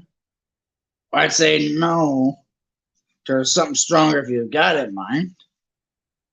His eyes fell at an empty grate with a show of chip bags in it and snorted. He bent down over the fireplace. They couldn't see what he was doing, but when he drew back a second later, there was a roaring fire there. It filled the whole damp hut with flickering light, and Harry felt a warmth wash over him as they'd sunk into a hot bath. That actually sounds very relaxing. Very calm. Peaceful. Shout out to the three of us, by the way. The giant sat back down on the sofa, which sagged under his weight, and began taking all sorts of things out of his pocket of his coat. Copper kettle, a squishy package of sausage, a poker, a teapot, several chip mugs, and a bottle of some amber liquid that he took a swig of before he started making tea. Before starting to make tea. Did he really do that? Yeah, no, he took all that stuff out of his pockets from his jacket. Go figure. Soon the hut was full of the sound and smell of sizzling sausage. Nobody said a thing while the giant was working, but as he slid the first 6 fat, juicy, slightly burnt sausages from the poker, Dudley fidgeted a little. Uncle Vernon said sharply, "Don't touch anything he gives you, Dudley." The giant chuckled starkly. "Your great pudding son don't need fattening up anymore, Dursley. Don't worry." He passed the sausages to Harry, who was so hungry he had never tasted anything so wonderful, but he still couldn't take his eyes off the giant. Finally, as nobody seemed to explain anything, he said, "I'm sorry, but I still don't really understand who you are." The giant took a gulp of tea and wiped his mouth with the back of his hand. "Call me Hagrid," he said. "Everyone does. And like I told you, I'm keeper of keys at Hogwarts. You'll know all about Hogwarts, of course." No," said Harry. Hagrid looked shocked. Sorry, worked Hagrid, and trying to stare at the Dursleys, who shrank back into the shadows. "It's them. I shouldn't be sorry, but I knew you wasn't getting your letters. But I never thought you didn't want to even know about Hogwarts. We're crying out loud. Did you never know where your parents learned it all?" "Oh, what?" "All what?" Hagrid thundered. "Now just wait 1 second." He had leapt to his feet. In his anger, he seemed to fill the whole hut. The Dursleys were cowering against the wall. "Do you mean to tell me," he growled at the Dursleys, "that this boy knows nothing about anything?" Harry thought that was going a bit far. He had been to school after all, and his marks weren't bad. "I know some things," he said. "I can, do math and stuff." But Hagrid simply waved his hand and said, "About our world, I mean. Your world. My world. Your parents' world." "What world?" Hagrid looked as if he was about to explode. "Dursley!" he boomed. Uncle Vernon, who had gone very pale, whispered something about sounding like Mimblewimble. Mimble. Hagrid stared wildly at Harry. But you must, but you must know about your mum and dad, he said. I mean, they're famous. You're famous. What? My mum and dad weren't famous, were they? You don't know. You don't know. Hagrid ran his face through his hair, fixing Harry with a bewildered stare. You don't know what you are? He said finally. Uncle Vernon finally found his voice. Stop, he commanded. Stop right there, sir. I forbid you to tell the boy anything. A braver man than Vernon Dursley would have quailed under the furious look Hagrid now gave him. When Hagrid spoke, his every syllable trembled with rage. You never told him? Never told him what was in that letter Dumbledore left for him? I was there. I saw Dumbledore leave it, Dursley. And you've kept it from him all the years. Kept what from me? Stop! I forbid you! Yelled Uncle Vernon in panic. Aunt Petunia gave a gasp of horror. Go boil your heads, both of you. Hagrid said Hagrid. Harry? You're a wizard. There was a silence inside the hut. Only the sea and the whistling wind could be heard. I'm a what? Gasped Harry. A wizard, of course, said Harry, sitting back down on the sofa, which groaned and sank even lower. And a thumping good one, I'd say, once you've trained up a bit. To mum and dad like yours, what else would you be? And I reckon it's about time you read your letter. Harry reached out his hand at last to take the yellowish envelope, addressed in his an emerald green to Mr. H. Potter, the floor, hut on the rock, the sea. He pulled out the letter and read, Headmaster, Hogwarts School of Witchcraft and Wizardry. Headmaster Albus Dumbledore, Order Merlin First Class, Grand Sorcerer, Chief Warlock, Supreme Muggle, whatever the hell that is, International Confederation of Wizards. That's how many awards he's got. Dear Mr. Potter, we are pleased to inform you that you have been accepted at Hogwarts School of Witchcraft and Wizardry. Please find enclosed a list of all necessary books and equipment. Term begins on September 1st. We await your owl by no later than July 31st. Yours sincerely, Minerva McGonagall, Deputy Headmistress. Questions exploded inside of Harry's head like fireworks, and he couldn't decide what to ask first. After a few minutes, he stammered, What does it mean, they await my owl? Gelbin Gorgons. That reminds me, said Hagrid, clapping a hand to his forehead with enough force to knock over a cart horse. And from yet another pocket, inside his overcoat, he pulled an owl, a real live, rather ruffled-looking owl, a long quill, and a roll of parchment. With his tongue between his teeth, he scribbled a note that Harry could read upside down. And thank God they didn't actually write it upside down to try to make me read it upside down. That would have just been a dick move. Hey, shout out to the 4. We got up in stream. Let's go. Dear Professor Dumbledore, given Harry's letter, taking him to buy us things tomorrow. Weather is horrible. Hope you're well. Hagrid. Hagrid rolled up the note, gave it to the owl, which clamped it in its beak, went to the door, and threw the owl out into the storm. Then he came back and sat down as though this was as normal as talking on the telephone. Harry realized his mouth was open and closed it quickly. Where was I? Said Hagrid. For that moment, Uncle Vernon, still ashen-faced, but looking very angry, moved into the firelight. He's not going. he said. Hagrid grunted. "Hmm, I'd like to see a great muggle like you try to stop him," he said. "A what?" Harry said, interested. "A muggle," said Hagrid. "It's what we call non-magic." Appreciate you still being up in here, you two. So what we call non-magic folk like them.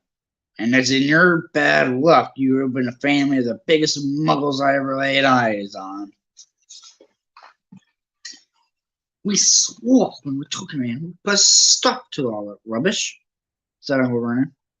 Sworn we'd stomp it out of him. Wizard, indeed. You knew, said Harry. You knew I'm a wizard. Knew? Shrieked out Petunia silently. Knew? Of course we knew. How could you not be? My dreaded sister being what she was. Oh, she got a letter just like that and disappeared after that school and came home every vacation with her pockets full of frog spawn, turning teacups into rats. I was the only one who saw her for what she was. A freak. But for my mother and father, oh no, it was Lily this and Lily that. They were proud of having a witch in the family. She stopped to draw a deep breath. Me too. It seemed she had been wanting to say all this for years. Then she went to Potter school and they left and got married and had you. And of course I knew you'd be just the same, just as strange, just as abnormal.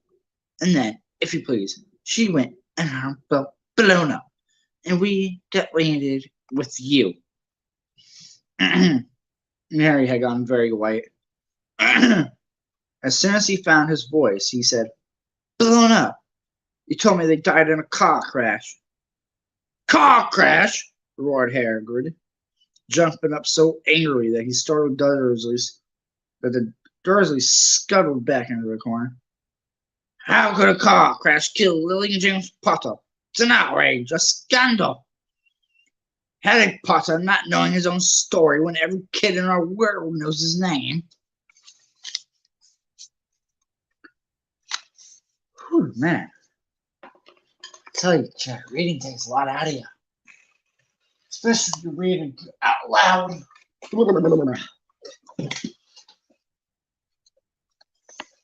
But why? What happened? Harry asked urgently. The anger faded from Hagrid's face. He looked suddenly anxious. "I never expected this. I had no idea. When Dumbledore told me there might be trouble getting hold of you, how much you didn't know. Ah, Harry, I don't know if I'm the right person to tell you, but somebody's gotta. You can't go off to Hogwarts not knowing." He threw a dirty look at the Dursleys.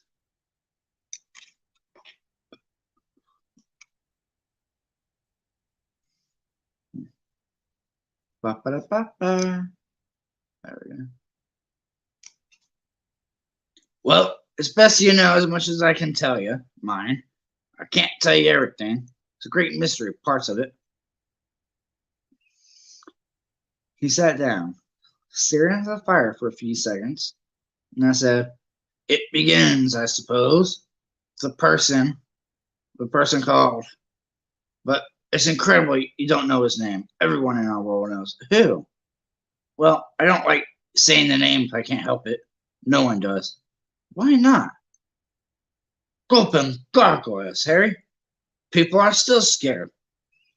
Blimey, this is difficult. See, there was wizards who went bad as he could go. Worse and worse. His name was..." Harry gulped, but no words came out.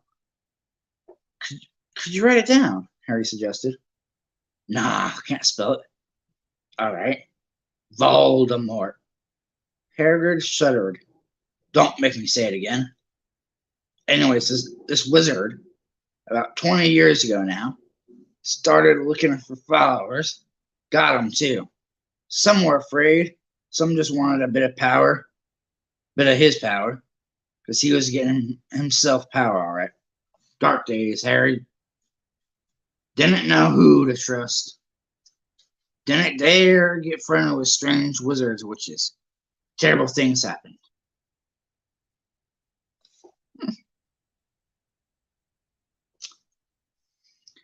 He was taken over. Of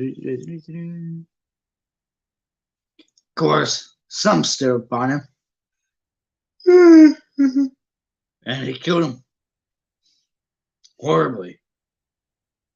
One of the only safest places was Hogwarts. Reckon Dumbledore's the only one you know who's ever afraid of. Didn't dare try to take him to school. Not just then, anyways. Now, your mom and dad were just as scared of the witch and wizard as I ever knew. Head boy and girl at Hogwarts in their day. Suppose the mystery is why you know who never tried to get him on his side before. Probably knew they were too close to Dumbledore. Want anything to do with the dark side. Maybe he thought he could persuade him. Maybe he just wanted him out of the way. All anyone knows is he turned up in the village where you were all living on Halloween 10 years ago. You were just a year old. He came to your house and Hagrid suddenly pulled out a very dirty spotted handkerchief and blew his nose with the sound like a foghorn. Sorry, but that's sad. Knew your mom and dad and nicer people you couldn't find. Anyway, you know who killed him. And this is the real mystery of the thing. He tried to kill you too. Wanted to make a clean job of it, I suppose. Or maybe just like to kill him by then. But he couldn't do it. Never wondered how you got that mark on your forehead. That was no ordinary cut. That's what you get when a powerful, evil curse touches you. Took care of your mom and dad in your house even. But didn't work on you. And that's why you're famous, Harry. No one ever lived after he decided to kill him. Not one, except you. And he's killed some of the best witches and wizards of the age. The McKinnons. Yeah. I just want to see how many more pages this is. 1, 2, 3, 4, 5, 6, 7. Alright, chef here and chef 6, 7 more pages. The McKinnons, the Bones, the Pruitts. By the way, the Pruitts were actually Molly Weasley's brothers. And he was only a baby, and you lived. Something very painful was going on in Harry's mind. As Hagrid's story came to a close, he saw again that blinding flash of green light, more clearly than he had ever remembered it before. And he remembered something else. For the first time in his life, a high, cold, cruel laugh. Ha ha ha ha ha. Hagrid was watching him sadly. Took you from the ruined house myself. On Dumbledore's orders. Brought you to this lot. Load of old toss, sounded Uncle Vernon. Harry jumped. He had almost forgotten the Dursleys were there. Uncle Vernon certainly seemed to have forgot. It just seemed to have got his courage back. Back his courage. He was glaring at Hagrid. Now his fists were clenched. Now you listen here, boy, he snarled. I accept there's something strange about you.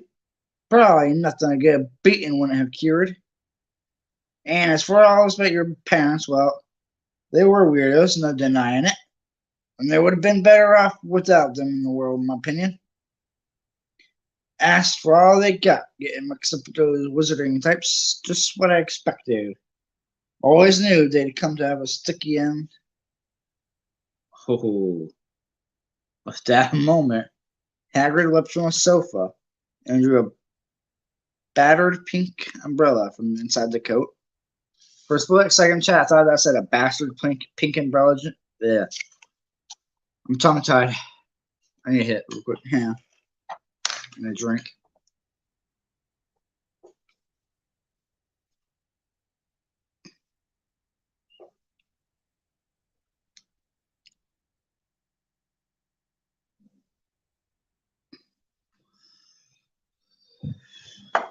I know, I'm stumbling over my words.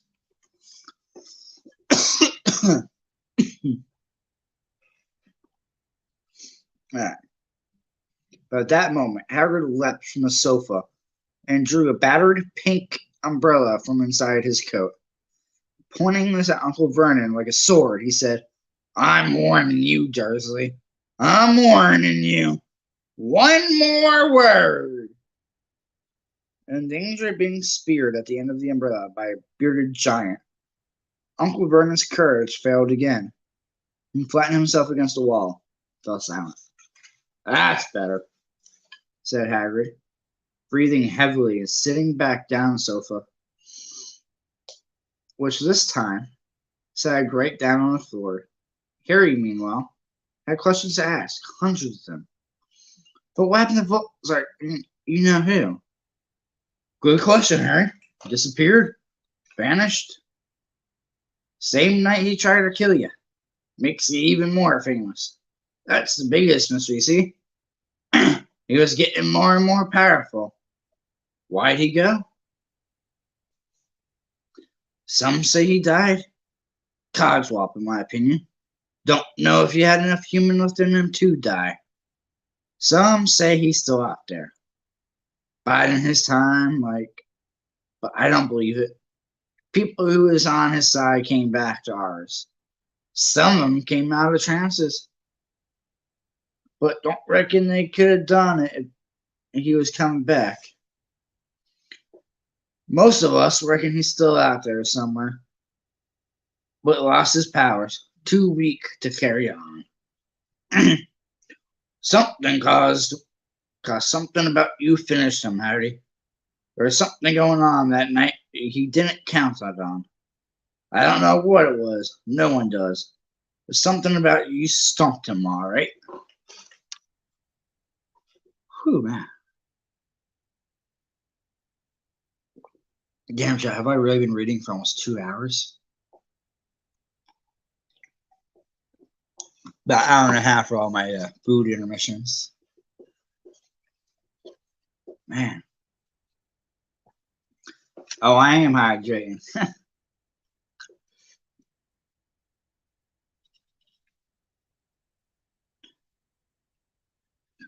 Because something about you finishing, Harry. There's something about that.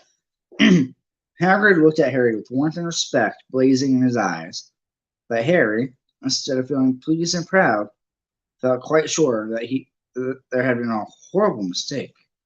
A wizard? Him? How could he possibly be?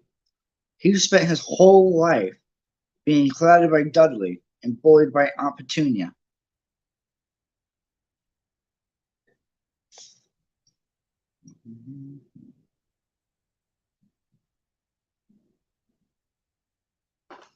I wonder if that's going to pick some of the picture or if it's going to show up as a word. When I pin it. No, yeah, just a word.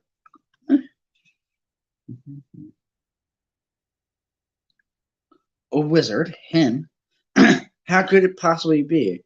He spent his whole life clouded by Dudley and bullied by Aunt Petunia and Uncle Vernon. If he was really a wizard, why hadn't they been turned into a warty toads every time they'd try to lock him in his cupboard? If he'd once defeated the greatest sorcerer in the world, how come Dudley had always been able to kick him around like a football? Hagrid, he said quietly, I think you must have made a mistake. I don't think I can be a wizard. To his surprise, Hagrid laughed. Hagrid chuckled. Not a wizard, eh? Never made things happen when you was scared or angry? Harry looked into the fire. Now he came to think about it. Every odd thing that had ever happened, ever made his aunt and uncle furious with him, had happened when he, Harry, had been upset or angry. Chased by Dudley's gang, he had somehow found himself out of their reach. Dreading going to school with that ridiculous haircut, he'd managed to make it grow back.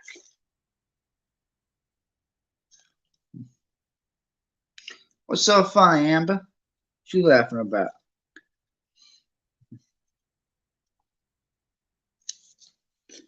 And the very last time Dudley had hit him, hadn't he got his revenge without even realizing he was doing it?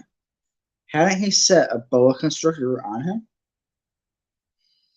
Harry looked back at Hagrid, smiling, and saw that Hagrid was positively beaming at him. "See?"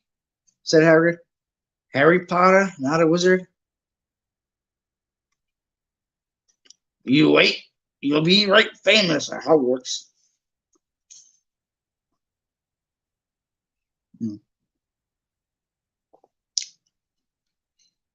Ba-da-ba-ba-ba.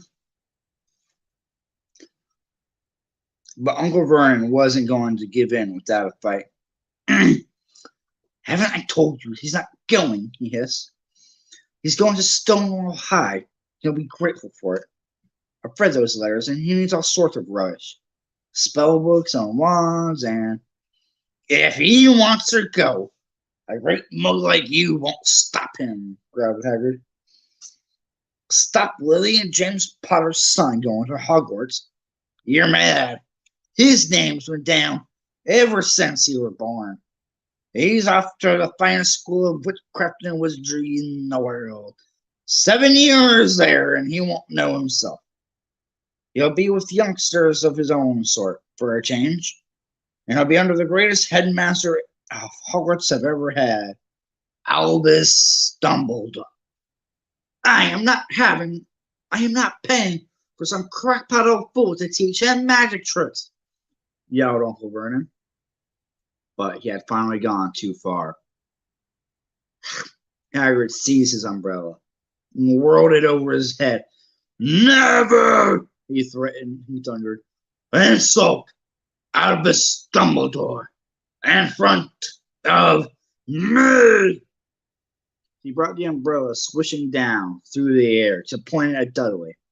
There was a fast flash of violet light, a sound like a firecracker, a sharp squeal, and the next second, Dudley was dancing on the spot with his hands clasped over his fat bottom, howling in pain.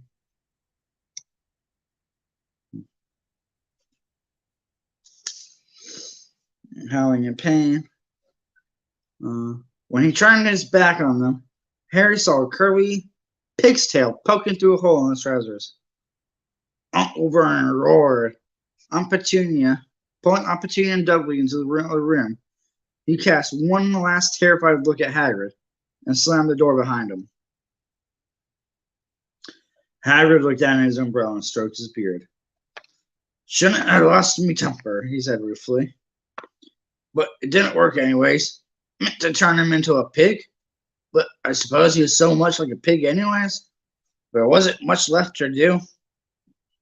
He cast a sideways look at Harry under his bushy eyebrows. "Be grateful if you didn't mention that to anyone at Hogwarts," he said. "I'm not supposed to do magic, strictly speaking. I was allowed to do a bit to follow you and get you letters and stuff. One of the reasons I was so keen to take on the job."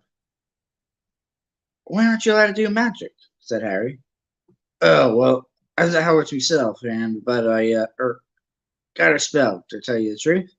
In my 3rd year, they snapped me wand in half and everything. But Dumbledore let me stay on as gamekeeper. Great man, Dumbledore." "Why were you expelled?" "It's getting late and we've got lots to do tomorrow," said Hagrid loudly. "Gotta get up to town. Get all your books and that." He took off his thick black coat and threw it to Harry. "You can keep under that. Don't mind if it wriggles a bit. I think I might got a little more dormice in one of the pockets." All right, chat, and that is the conclusion of chapter 4. Whew, man. 3 chapters in.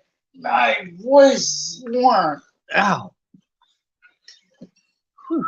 Like, chat, I feel like damn, now there's 4 people in chat. Let's go. Oh, man. Whew. I'm just a little bit lightheaded from all the from all the reading. And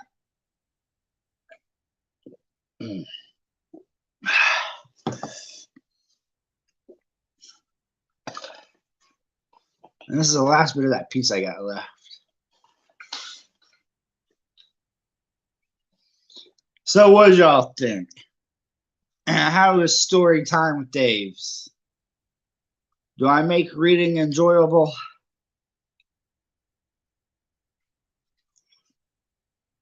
So I'm trying to make it entertaining for you guys while I'm reading it.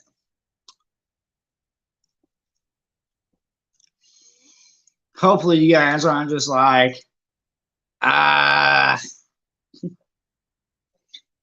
says story time with Dave was fun. All right. I just wanted to make sure, y'all, just, give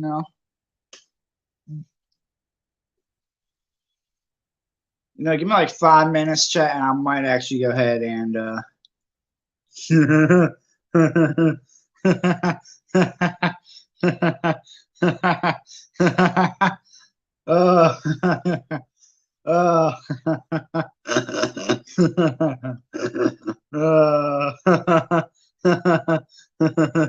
Yes, that Meyer is cool. Oh, shit. Oh, shoot. Come on, Sass, don't make me bust out the serial killer laugh by accident, my guy. Even Amber said that laugh is a bit more on the creepy side, didn't you, Amber? If you had to rank that laugh on a scale of 1 to 10, 10 being the most terrifying, what would you give my laugh? Just out of curiosity, chat. As y'all like to nickname it, my serial killer laugh. On a scale of 1 to 10, everybody in chat, what would y'all list it as? How terrifying.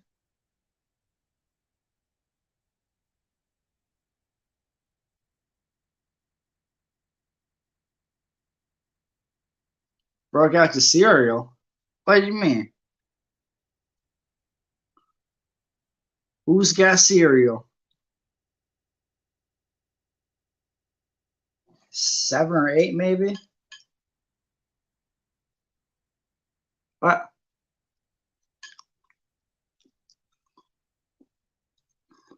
7 or 8 what? And what did I ask? Shit. I forget, Amber.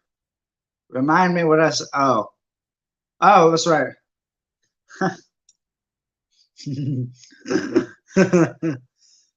So on a scale of 10, of 1 to 10 of being terrifying, my serial killer laugh is about 7 or 8, eh? Now I just imagine my serial killer laugh with this face.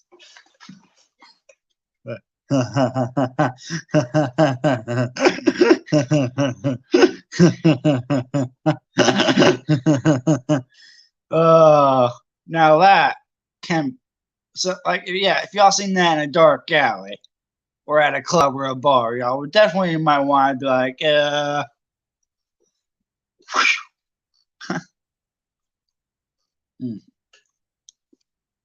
What about everybody else in chat? What do y'all think of my laugh? On a scale of 1 to 10, how scary is it up in chat? Let's get chat talking, y'all.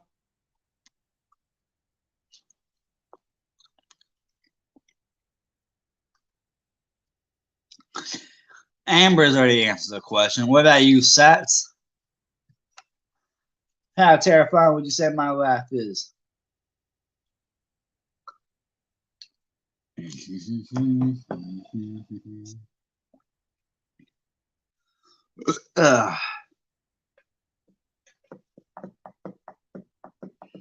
Hey, we still got 3 people up in chat. I appreciate y'all 3 still being up in here. I've been having fun reading. That evil laugh emote on Fortnite started laughing in real life.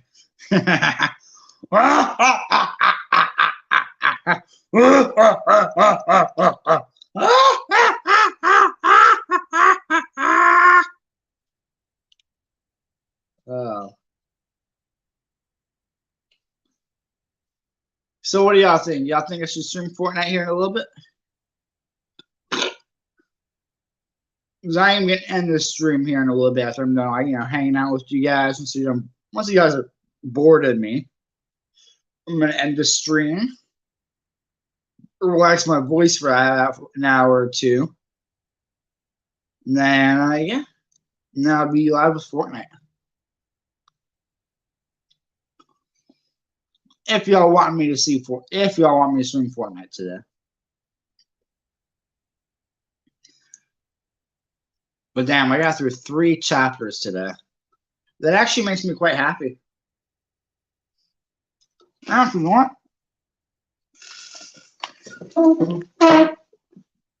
I think I have a bookmark set, alright? That's perfect for this book.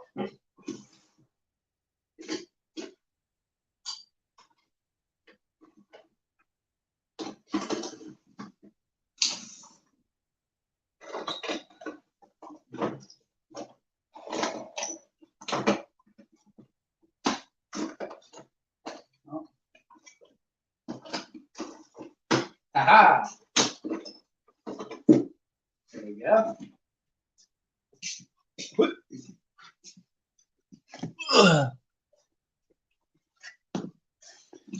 Shit. No. Haha, man.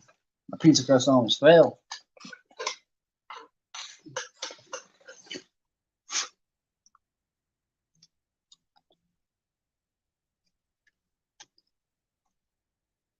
A little holographic Harry Potter bookmark, y'all.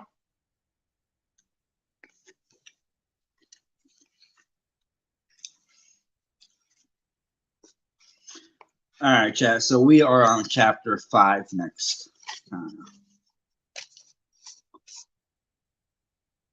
I like it. But Harry's face is right above Harry's name. Harry Potter.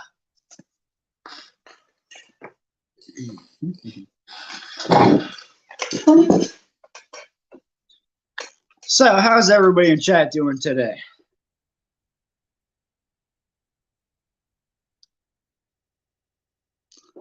I was ashamed I said stop commenting.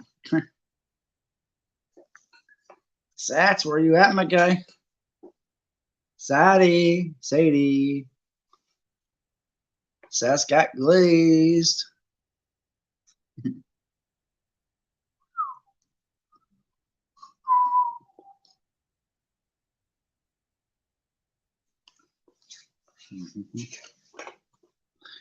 Hey, just out of curiosity, chat, how many likes do I have up in stream right now?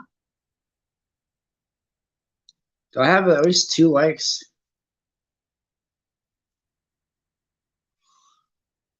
Then I gotta get tested for strep throat in 3 days. Oof.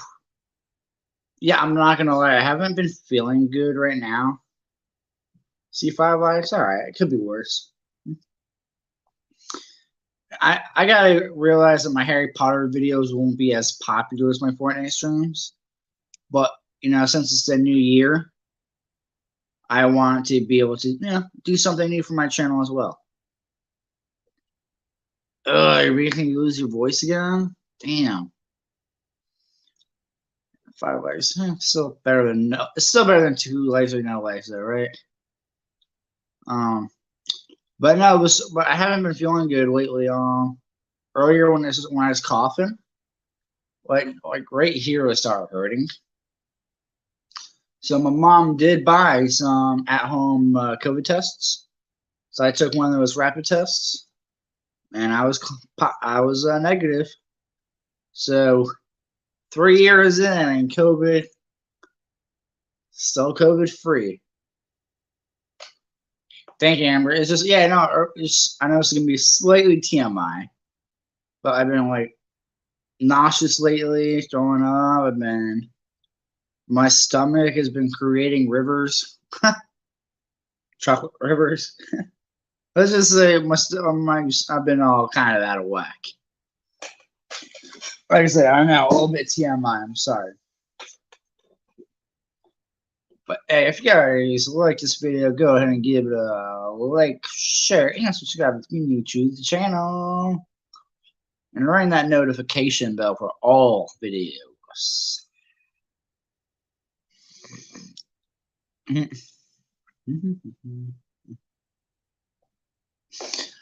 Yeah, you know what? Screw it. I guess if you guys want to come up in here,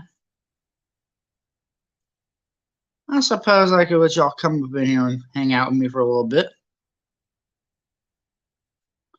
If anybody wants to come in. I am posting a link now.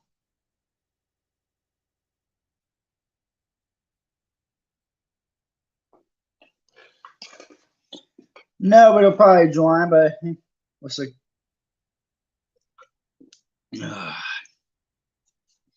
Let's get sassed up on here. Or you, Amber. See you up on here.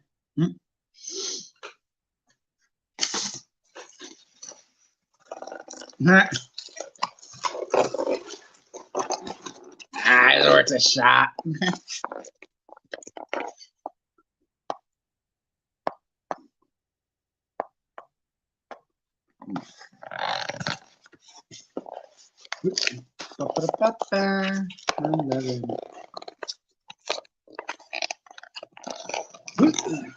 Just folding up my pizza box.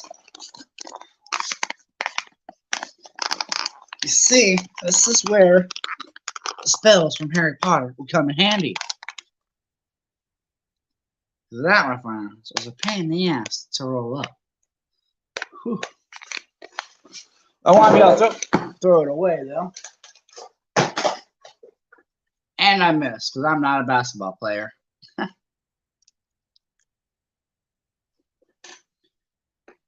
But, alright, you know what, chat? I'd say this was a pretty successful stream. And here's a question for you guys. Do you want me to continue reading the book? Should I do more chapters? Or should I just give up? What do y'all think? Yay or nay? So I'll do the next reading session on Monday. On my next day off.